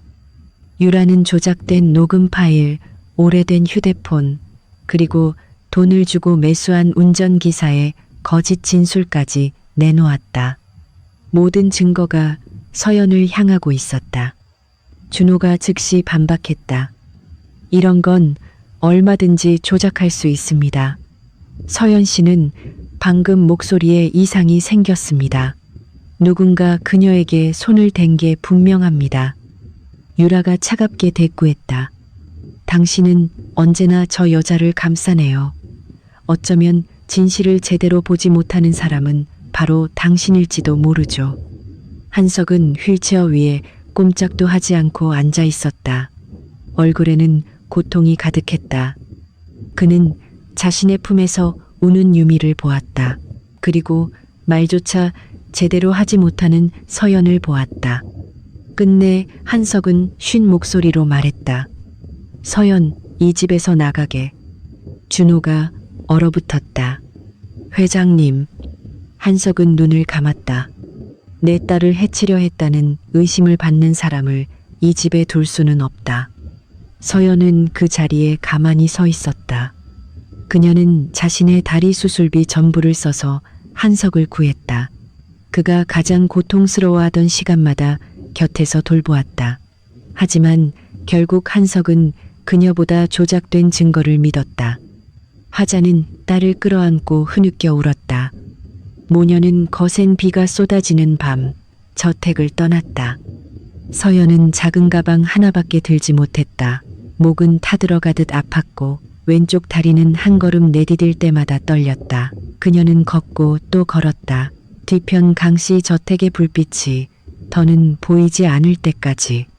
끝내 그녀는 문을 닫은 가게 처마 밑에 주저앉았다. 그때 차 한 대가 멈춰 섰다. 준호가 차에서 내렸다. 그는 우산도 들지 않은 채 곧장 그녀에게 달려왔다. 그는 서연 앞에 무릎을 꿇었다. 왜 혼자 갔습니까? 서연은 말하려 했지만 거친 숨소리만 새어나왔다. 준호는 자신의 코트를 벗어 그녀의 몸을 감쌌다. 설명하지 않아도 됩니다. 저는 당신을 믿습니다. 서연은 그를 바라보았다. 눈물은 빗물과 뒤섞여 흘러내렸다. 모두가 그녀에게 등을 돌렸다. 아직 자신을 알아보지 못한 아버지도, 친자매처럼 믿었던 친구도, 그녀가 도왔던 사람들까지도. 오직 이준호만이 처음부터 끝까지 그녀의 편에 서 있었다. 준호는 그녀를 부축해 차에 태우며 말했다. 당신과 어머니를 안전한 곳으로 모시겠습니다.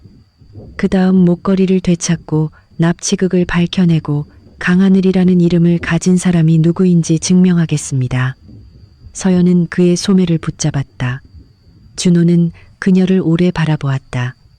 온 세상이 당신을 믿지 않아도 나는 믿습니다. 며칠 만에 처음으로 서연은 자신에게도 아직 기댈 곳이 남아있다는 것을 느꼈다. 하지만 뒤편 저택 안에서는 유미가 한석의 품에 안겨 울고 있었다. 그리고 유라는 조용히 미소 짓고 있었다. 그녀는 자신이 이겼다고 믿었다. 그러나 유라는 알지 못했다. 서연의 목소리를 망가뜨리기 위해 사용한 그 약물이 훗날 이 모든 음모를 벼랑 끝으로 끌고 갈 첫 번째 흔적이 되리라는 것을. 서연을 집에서 내쫓은 뒤 강한석 회장은 단 하루밤도 편히 잠들지 못했다. 낮에는 여전히 사형인들과 그룹 임원들 앞에서 차갑고 단단한 얼굴을 유지했다. 하지만 방 안에 혼자 남아 고요가 내려앉으면 오래전 그 말이 자꾸만 귓가에 맴돌았다. 아빠는 권투왕이야. 나쁜 놈들 혼내주는 권투왕. 그 말은 실종자 수색 기록에 적힌 적도 없었다. 강하늘에 관한 어떤 기사에도 실린 적이 없었다. 그저 어린 딸이 괴롭힘을 당해 울 때마다 한석이 달래주려고 하던 바보 같은 농담이었다. 아버지와 딸만 알고 있던 말. 그런데 왜 서연이 그 말을 기억하고 있었을까? 어느 밤 한석은 장롱 안에 깊숙이 넣어두었던 낡은 나무 상자를 꺼냈다. 그 안에는 색이 바랜 빨간 어린이용 권투 글러브 한 쌍이 들어있었다. 어릴 적 하늘이는 그 장갑을 끼고 거실을 뛰어다니며 까르르 웃곤 했다. 나중에 나도 아빠처럼 권투왕 될 거야. 한석은 그 작은 장갑을 가슴에 끌어안았다. 눈가가 붉어졌다. 네가 정말 내 눈앞에 있었던 거라면 아빠는 왜 널 알아보지 못했을까? 다음 날 아침 그는 이준호를 불렀다. DNA 검사를 하고 싶네. 준호는 한석을 오래 바라보았다. 누구와 검사하시겠습니까? 유미, 그리고 서연. 한석은 휠체어 팔걸이를 세게 움켜쥐었다. 확실한 답이 필요해. 서연이 하늘이가 아니라면 이 희망을 내 손으로 꺼버리겠네. 하지만 만약 그 아이가. 그는 끝내 말을 잇지 못했다. 준호는 그 뒤에 이어질 말을 알고 있었다. 만약 서연이 정말 강하늘이라면 한석은 자기 손으로 친딸을 빗속에서 내쫓은 것이었다. DNA 검사 소식을 들은 유라는 곧장 유미를 찾아갔다. 유미는 놀라 물컵까지 떨어뜨렸다. 이제 어떻게? 검사만 하면 다 끝장이야. 유라는 차갑게 커튼을 쳤다. 아직 끝난 거 아니야. 그녀는 남태수라는 검사실 직원을 불러냈다. 그는 준호가 다쳤을 때 수혈 기록을 조작해준 대가로 이미 유라에게 돈을 받은 사람이었다. 병원 지하 주차장. 유라는 태수에게 두툼한 봉투를 내밀었다. 유미가 강 회장님의 친딸이라는 결과가 필요해요. 태수의 얼굴이 하얗게 질렸다. 이건 DNA 검사입니다. 들키면 전 직장도 잃고 감옥에 갈 수도 있습니다. 유라는 자동차 보닛 위에 휴대폰 하나를 올려놓았다. 화면에는 태수가 지난번 돈을 받는 장면이 담겨 있었다. 거절하면 이 영상은 경찰 손에 들어갈 거예요. 그 사람들이 당신을 무죄라고 믿어줄까요? 태수는 주위를 둘러보았다. 식은땀이 관자놀이를 타고 흘러내렸다. 결국 그는 이를 악물고 봉투를 받아들었다. 검체를 채취하는 날 서연의 목소리는 아직 완전히 돌아오지 않았다. 그녀는 준호의 차를 타고 병원에 도착했다. 두 사람은 말없이 복도를 걸었다. 한석은 복도 끝에 앉아 있었다. 그는 서연을 똑바로 바라보지 못했다. 서연 역시 그에게 가까이 다가가지 않았다. 의심받고 버려지고 빗속에서 쫓겨난 상처가 아직 너무 깊었다. 간호사가 입안 점막을 채취하는 동안 유라는 멀지 않은 곳에 서서 걱정하는 척했다. 하지만 검체가 검사실로 들어간 직후 태수는 계획대로 라벨을 바꾸었다. 서연의 검체는 전혀 모르는 사람의 검체로 바뀌었다. 유미의 검체는 유라가 한석의 개인 물건에서 몰래 채취해둔 생체 시료와 바뀌었다. 그렇게 결과는 유미와 한석이 부녀 관계인 것처럼 만들어졌다. 일주일 뒤 보고서가 저택으로 도착했다. 한석은 직접 봉투를 열었다. 첫 번째 결론에는 이렇게 적혀 있었다. 유미는 강한석과 생물학적 부녀 관계가 성립함. 확률 99.99%. 두 번째 보고서에는 서연이 한석과 아무런 혈연 관계도 없다고 적혀 있었다. 한석은 그 숫자들을 바라보았다. 눈앞이 흐려졌다. 곁에 서 있던 준호의 얼굴은 굳어 있었다. 회장님, 이 결과는 이상합니다. 한석이 쉰 목소리로 말했다. 서울에서 가장 큰 병원이네. 큰 병원이라고 해서 사람이 매수되지 않는다는 뜻은 아닙니다. 하지만 한석은 너무 지쳐 있었다. 희망을 품었다가 무너지고 또 품었다가 다시 무너지는 일을 너무 많이 겪었다. 그는 눈을 감았다. 결과지를 쥔 손이 떨렸다. 어쩌면 내가 서연이 하늘이 이길 너무 바란 나머지 우연한 말 한마디를 증거로 착각한 건지도 모르지. 유미는 즉시 그의 무릎 앞에 꿇어앉아 두 손으로 붙잡았다. 아빠, 저는 재산 필요 없어요. 저는 아빠가 저를 믿어주기만 하면 돼요. 유라도 부드러운 목소리로 거들었다. 아버지는 언니를 16년이나 찾으셨잖아요. 이제 과학이 증명했어요. 더는 스스로를 괴롭히지 마세요. 한석은 더 이상 반박할 힘이 없었다. 며칠 뒤 강진그룹은 유미를 잃어버렸던 친딸이자 공식 후계자로 발표하는 행사를 준비하기 시작했다. 그 소식은 재계 전체로 퍼져나갔다. 유미는 맞춤 드레스를 입고 언론 앞에 서는 법을 배웠다. 그리고 오래 일한 사용인들에게도 점점 거만한 목소리로 명령하기 시작했다. 하지만 준호는 믿지 않았다. 그는 하늘의 어린 시절 기록을 모두 다시 살폈다. 7살 때 병원 기록에는 하늘이의 혈액형이 매우 희귀한 RH 음성으로 적혀 있었다. 바로 그 때문에 한석은 딸의 의료 기록을 특별히 보관해 두었었다. 그런데 준호가 다쳤던 수혈 사건 때 유미는 자신의 혈액형조차 대답하지 못했다. 게다가 지방의 한 의원에 남아있던 유미의 예전 건강 기록에는 전혀 다른 혈액형이 적혀 있었다. 준호는 유미가 입양된 날짜도 다시 확인했다. 유미의 말에 따르면 그녀는 하늘이 실종된 지 사흘 뒤 발견되었다고 했다. 하지만 초등학교 기록에는 유미가 그보다 훨씬 전부터 이미 유미라는 이름으로 정상적으로 학교를 다니고 있었다. 모든 것이 어긋나 있었다. 준호는 서연을 찾아갔다. 서연은 그가 마련해둔 작은 아파트에서 화자와 함께 지내고 있었다. 목소리는 아직 쉬어 있었지만 짧은 문장은 말할 수 있을 만큼 회복되어 있었다. 한 번만 더 저를 믿어주십시오. 서연이 그를 바라보았다. 다시 DNA 검사를 하려는 거예요? 준호가 고개를 끄덕였다.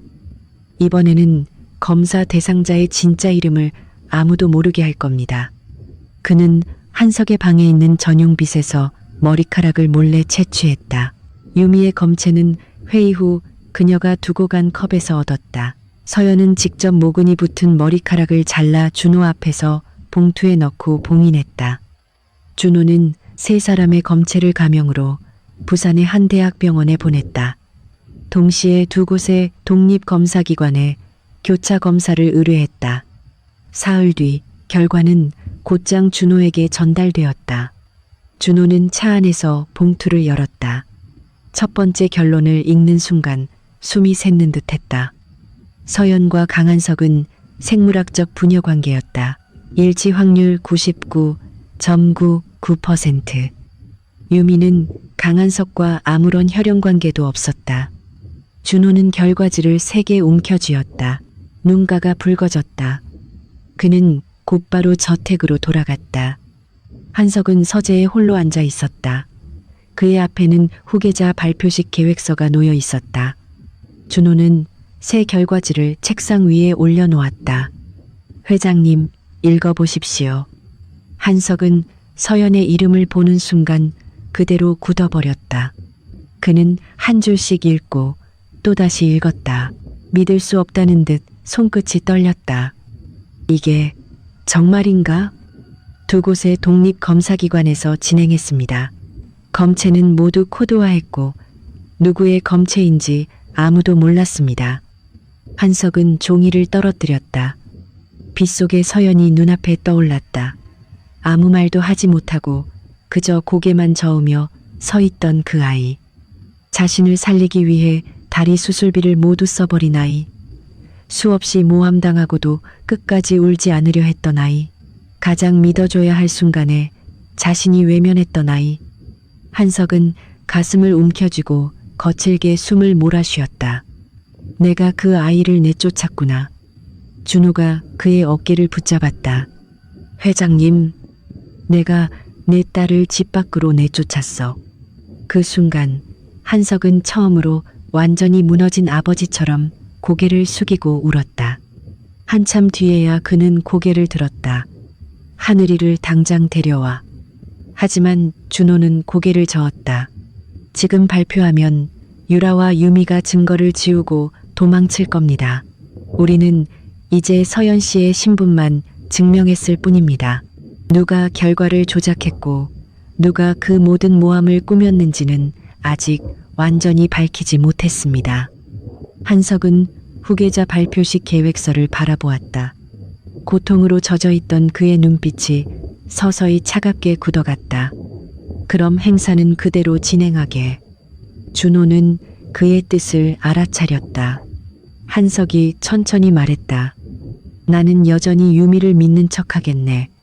그들이 스스로 만든 덫 안으로 걸어 들어오게 해야지. 문 밖을 지나던 유라는 우연히 그 말을 일부만 들었다. 행사가 계속된다는 마지막 말만 들은 그녀는 승리한 듯 미소 지었다. 그녀는 알지 못했다. 바로 그 순간부터 속아왔던 아버지가 딸을 상처 입힌 모든 사람들을 심판할 준비를 시작했다는 것을. 서연이 진짜 친딸이라는 사실을 알게 된 뒤에도 한석은 후계자 발표식을 취소하지 않았다.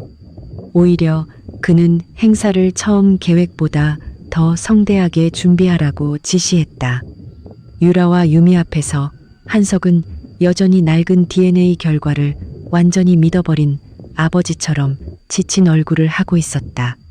사흘 뒤 나는 유미를 강하늘로 공식 발표하고 법적 상속권도 넘겨줄 것이다. 유미는 기쁨을 감추지 못하고 휠체어 앞에 무릎을 꿇었다. 아빠, 절대 실망시키지 않을게요.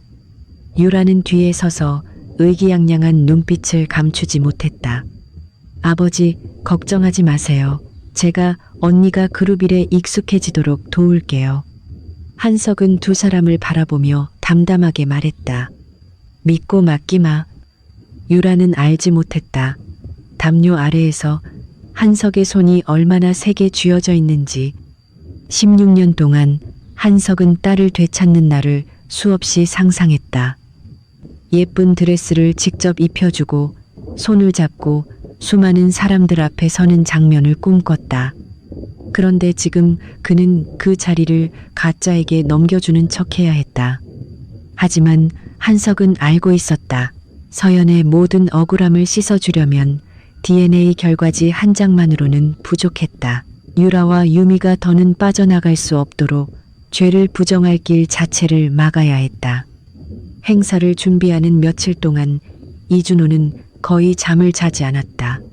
그는 유미의 빚 기록을 추적하다가 유미가 유라를 만난 날 불법 금융회사에 거액이 입금된 사실을 알아냈다. 송금이는 가명을 썼지만 출금 계좌의 원천은 유라가 관리하는 계열사였다. 준호는 사채업자 앞에 거래 내역 사본을 내려놓았다. 유미의 빚을 갚은 사람은 유라입니다. 원본 확인서가 필요합니다. 남자는 망설였다. 강씨 집안일에 끼어들고 싶지 않습니다. 준호는 차분하게 대답했다. 협조하지 않으면 경찰은 이 회사의 불법 대출 내역 전체를 조사하게 될 겁니다. 하지만 사실대로 진술하면 수사 협조자로 참작될 수 있습니다. 결국 남자는 확인서에 서명했다. 더 어려운 상대는 DNA 검체를 바꾼 검사실 직원 남태수였다. 준호가 찾아갔을 때 태수는 문을 걸어 잠그고 절대 만나주지 않았다. 준호는 문 밖에서 낮은 목소리로 말했다. 유라는 당신을 버릴 준비를 하고 있습니다. 안쪽은 조용했다. 그 여자가 돈을 보낸 계좌는 이미 닫혔고 연락하던 휴대폰도 곧 폐기될 겁니다. 일이 터지면 감옥에 갈 사람은 당신 하나뿐입니다. 문이 천천히 열렸다. 태수는 초췌한 얼굴로 모습을 드러냈다. 저한테는 선택권이 없었습니다. 그리고 그는 자신이 어떻게 검체 라벨을 바꿨는지, 누가 돈을 줬고 어떤 말로 협박했는지 모두 털어놓기 시작했다. 준호는 그 진술을 녹음하고 검체 코드가 바뀐 기록 사본까지 확보했다. 하지만 서연은 처음에는 행사장에 가기를 거부했다. 저는 더 이상 그 집 사람들 앞에 서고 싶지 않아요. 그녀의 목소리는 아직 쉬어 있었다. 하지만 그 안에는 깊은 피로가 배어 있었다. 준호는 조용히 말했다. 도망치자는 말이 아닙니다. 당신 이름을 되찾으러 가자는 겁니다. 화자도 서연의 손을 잡았다. 너는 충분히 도망쳤다. 이번에는 엄마가 같이 갈게. 서연은 자신에게 등을 돌리지 않은 두 사람을 바라보았다. 그리고 마침내 조용히 고개를 끄덕였다. 행사 당일 호텔 대연회장은 주주와 협력사, 기자들로 가득 찼다. 유미는 값비싼 드레스를 입고 등장했다. 그녀의 목에는 훔친 물방울 모양 목걸이가 걸려 있었다. 유미는 유라와 나란히 걸으며 승리자처럼 웃었다. 그때 서연이 준호와 화자와 함께 안으로 들어왔다. 연 회장이 순식간에 술렁였다. 유미는 마이크를 잡고 비웃었다. 아직도 여기에 올 낯짝이 남아 있었어? 서연은 유미의 목에 걸린 목걸이를 바라보았다. 그건 내 거야. 유미가 웃음을 터뜨렸다. 넌 아버지한테 들러붙으려고 했던 가난한 간병인일 뿐이야. 집에서 쫓겨나고도 아직 재산 욕심을 못 버린 거야? 유라는 팔짱을 끼고 차갑게 말했다. 오늘은 우리 가족의 기쁜 날이에요. 경호원, 저 여자 내보내요. 그때 무대 위에서 한석의 목소리가 울렸다. 아무도 그 아이에게 손대지 마라. 대연 회장이 얼어붙었다. 그는 휠체어를 탄 채 무대 중앙으로 나왔다. 손에는 서류 봉투가 들려 있었다. 유미가 억지 미소를 지으며 다가왔다. 아빠, 외부인 때문에 화내지 마세요. 한석은 차가운 눈으로 그녀를 바라보았다. 누가 외부인이지? 유미의 얼굴이 굳었다.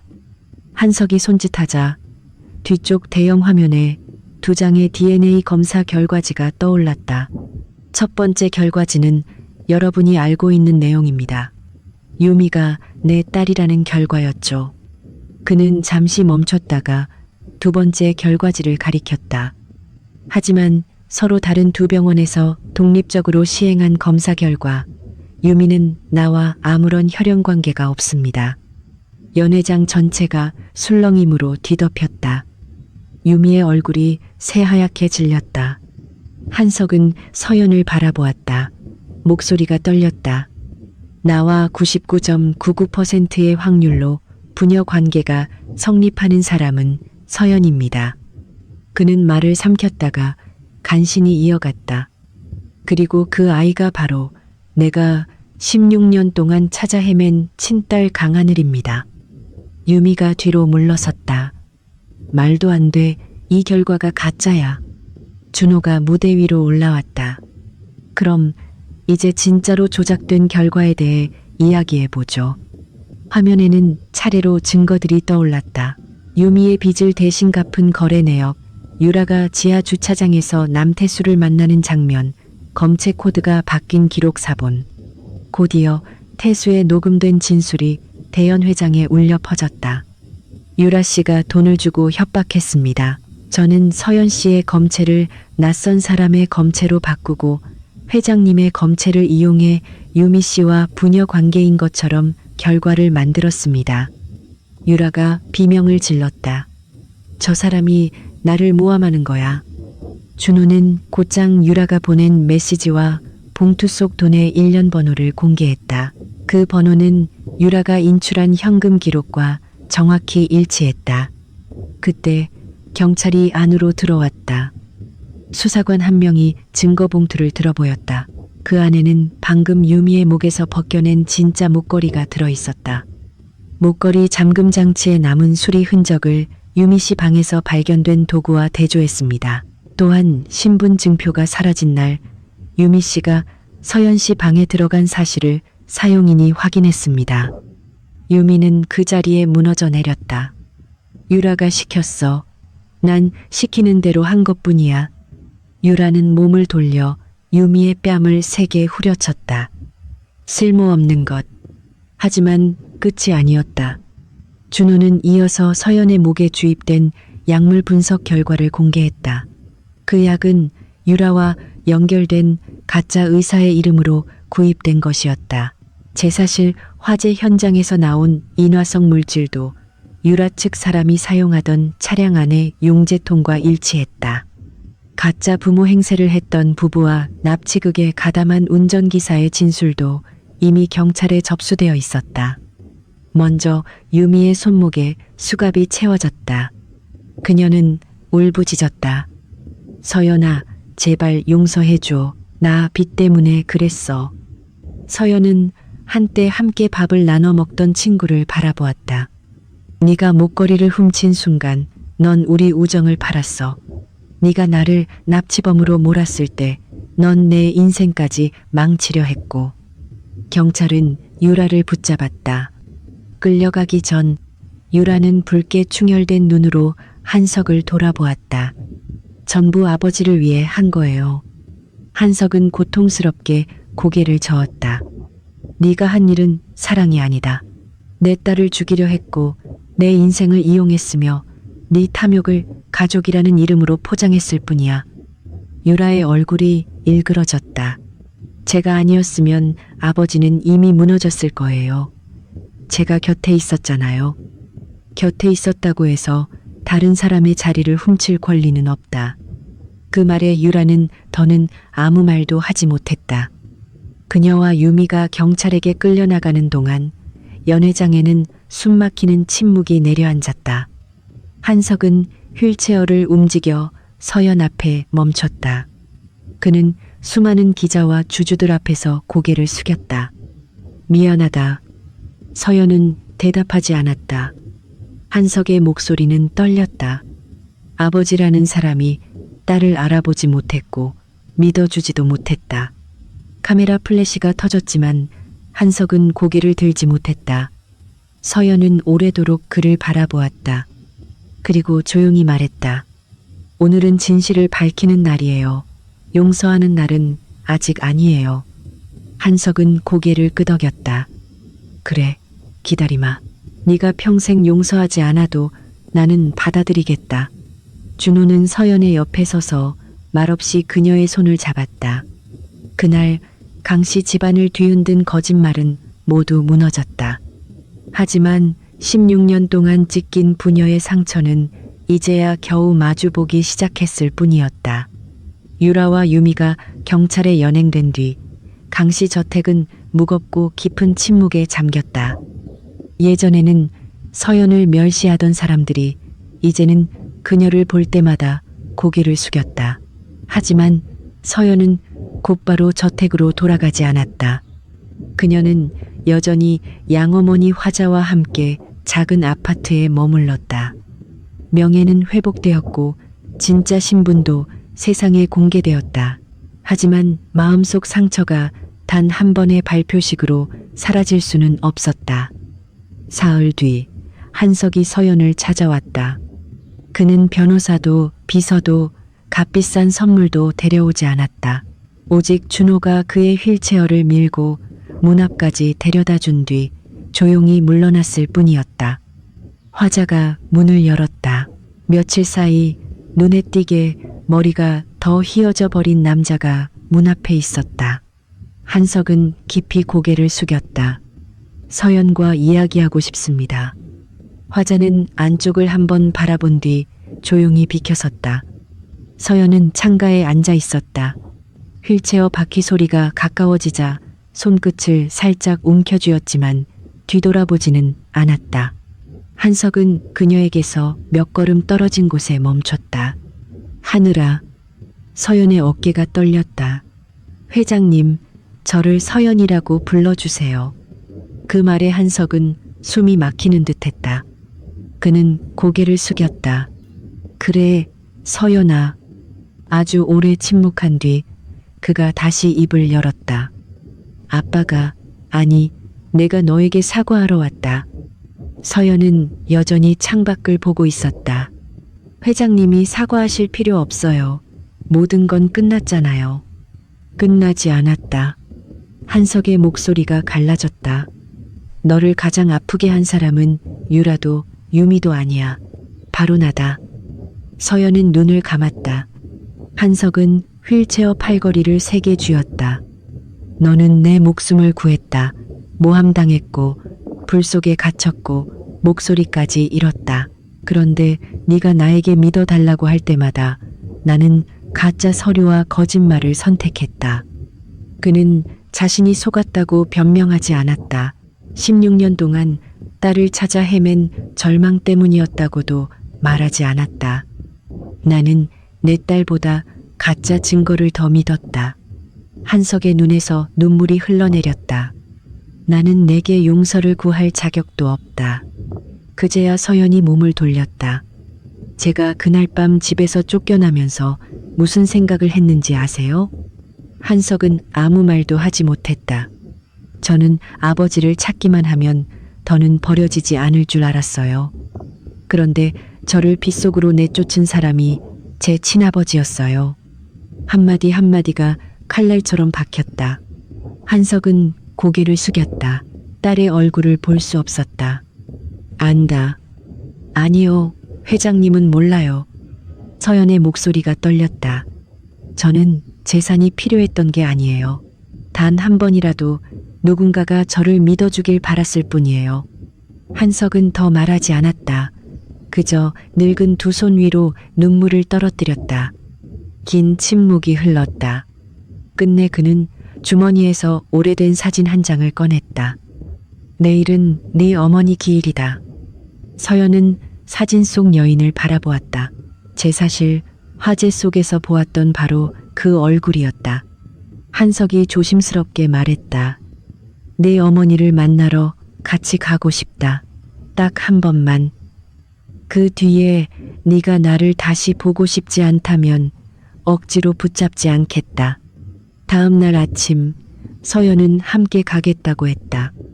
묘지는 서울 외곽의 조용한 언덕 위에 있었다. 바람이 소나무 사이를 지나며 젖은 흙냄새와 흰 국화향을 실어왔다. 한석은 죽은 아내의 비석 앞에 꽃다발을 내려놓았다. 영수가 내가 하늘이를 데려왔어. 서연은 그의 뒤에 서 있었다. 그녀의 시선은 비석 위 사진에서 떨어지지 않았다. 그 순간 머릿속을 날카로운 통증이 스쳤다. 부서진 기억들이 한꺼번에 밀려왔다. 16년 전 비가 세차게 쏟아지던 날 어머니와 딸을 태운 차가 산길에서 미끄러졌다. 차가 가드레일을 들이받기 직전 어머니는 어린 하늘이를 품에 꽉 끌어안았다. 서연은 기억했다. 자신이 빗속에서 눈을 떴던 순간을, 그리고 어머니의 희미한 목소리를. 하늘아, 가서 아빠를 찾아. 어린 하늘이는 울면서 길을 따라 걸었다. 그러다 고열에 시달리다 버스터미널 근처에서 쓰러졌다. 그 뒤 한화자가 그녀를 발견했다. 다음 기억 속에는 조금 더 젊은 한석이 있었다. 그는 딸 앞에 무릎을 꿇고 앉아 있었다. 빨간 권투 글러브를 끼고 서툴게 주먹을 휘두르며 웃고 있었다. 무서워하지 마. 아빠는 권투왕이야.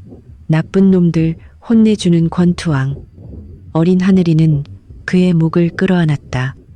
그럼 아빠는 평생 나 지켜줘야 해. 한석은 크게 웃으며 말했다. 아빠가 약속할게. 서연은 비석 앞에 무릎을 꿇었다. 정말이었어. 한석은 놀라 손을 뻗었지만 곧 멈췄다. 혹시라도 그녀가 거부할까 두려웠다. 서연은 눈물을 터뜨렸다. 엄마가 아빠를 찾으라고 했어요. 아빠가 저를 버린 게 아니었어요. 한석은 목이 메었다. 아니야. 아빠는 한 번도 널 버린 적 없다. 그는 품 안에서 낡은 실종 전단지를 꺼냈다. 가장자리가 다 해지고 색이 바랜 종이들이었다. 지난 16년 동안 아빠는 보육원, 병원, 보호시설을 다 뒤졌다. 너를 찾기 전에 내가 먼저 죽을지도 모른다고 생각한 날도 있었다. 서연은 어린 시절 자신의 얼굴이 박힌 전단지들을 바라보았다. 그제야 알았다. 자신이 기다려 온 세월 동안 한석 역시 단 한 번도 찾는 일을 멈춘 적이 없었다. 상처가 사라진 것은 아니었다. 그러나 얼어붙었던 마음 한구석이 조금씩 녹기 시작했다. 서연은 휠체어 앞에 무릎을 꿇고 한석의 손을 잡았다. 입술이 떨렸다.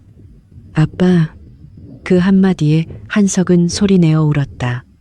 그는 딸을 끌어안았다. 어깨가 심하게 떨렸다. 우리 하늘이, 아빠가 미안하다. 정말 미안하다.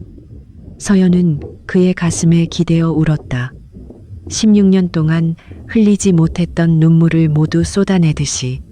그날 이후 한석은 서연과 화자를 저택으로 데려왔다. 그는 모든 사용인 앞에서 화자에게 깊이 고개를 숙였다. 제 딸을 살려주시고 키워주셔서 감사합니다. 화자는 황급히 그를 일으키려 했다. 서연이는 제 딸이기도 합니다. 저는 그 아이를 키운 일을 한 번도 짐이라고 생각한 적 없습니다. 한석은 목이 메었다. 이제부터는 이 집에서 일하시는 분이 아닙니다. 당신은 강씨 집안의 은인입니다. 그는 서연이 자신의 병원비로 썼던 돈을 모두 돌려주었다. 거기에 다리 치료를 충분히 받을 수 있는 저축금까지 더했다. 서연은 추가로 준 돈을 거절했다. 저는 수술비만 돌려받을게요. 나머지는 병원비가 없어 치료받지 못하는 환자들에게 써주세요. 수술은 성공적으로 끝났다. 몇 달간의 재활 끝에 서연은 훨씬 안정적으로 걸을 수 있게 되었다. 피곤할 때면 아직 조금 절뚝거렸지만 예전처럼 고통스럽지는 않았다. 한석은 당장 딸에게 지분을 넘기고 싶어 했다. 하지만 서연은 고개를 저었다. 저는 아직 후계자가 될 준비가 안 됐어요. 저는 계속 환자들을 돌보고 싶어요. 너는 이제 고생하지 않아도 된다. 서연은 미소 지었다. 저는 가난해서 그 일을 하는 게 아니에요. 곁에 아무도 없다는 게 얼마나 무서운지 알기 때문에 하는 거예요. 한석은 더 이상 강요하지 않았다. 어느 오후 퇴근 시간 후 준호가 병원 앞에서 서연을 기다리고 있었다. 그는 서연을 한강변 산책로로 데려갔다. 그리고 한참 동안 말없이 강물만 바라보았다. 서연이 웃음을 터뜨렸다. 강물 보려고 저를 부른 거예요? 준호가 깊게 숨을 들이쉬었다. 할 말이 있습니다. 준호 씨도 긴장할 줄 알아요? 그는 서연을 똑바로 바라보았다. 사랑합니다. 서연은 그대로 멈췄다. 준호가 말을 이었다. 저는 당신이 강하늘이기 전부터 낡은 신발을 신고 다니던 가난한 간병인 서연이었을 때부터 사랑했습니다. 자기 다리 수술비를 전부 써서 남을 살리던 그 사람을요. 그의 눈빛이 부드러워졌다. 당신이 강하늘이라서가 아닙니다. 회장님의 딸이라서도 아닙니다. 서연은 웃음을 참으려 했다. 제가 평생 상속권을 받지 않으면요? 그럼 더 좋습니다. 제가 재산 때문에 그런다는 말은 안 듣겠죠. 서연은 결국 웃었다. 그리고 천천히 눈물이 흘러내렸다. 이준호 씨는 처음부터 끝까지 저를 등지지 않은 유일한 사람이었어요. 준호는 그녀의 손을 잡았다. 앞으로도 절대 등지지 않겠습니다. 서연은 조용히 고개를 끄덕였다. 믿어요. 1년 뒤 한석은 실종 가족 찾기 지원 재단을 세웠다. 그 재단은 DNA 검사 비용을 지원하고 병원비를 돕고 가난한 가족들이 다시 만날 수 있도록 길을 열어주었다. 어느 봄날 오후 서연은 한때 한석을 구했던 그 공원에서 아버지의 휠체어를 밀고 있었다. 한석은 꽃이 피어있는 나무들 쪽을 가리켰다. 하늘아, 아빠 저쪽으로 좀 밀어다오. 서연은 몸을 숙여 웃었다. 아빠, 또 의사 선생님 말 잊으셨죠? 딱 30분만 산책하기로 했잖아요. 한석은 준호를 돌아보았다. 자네 보게.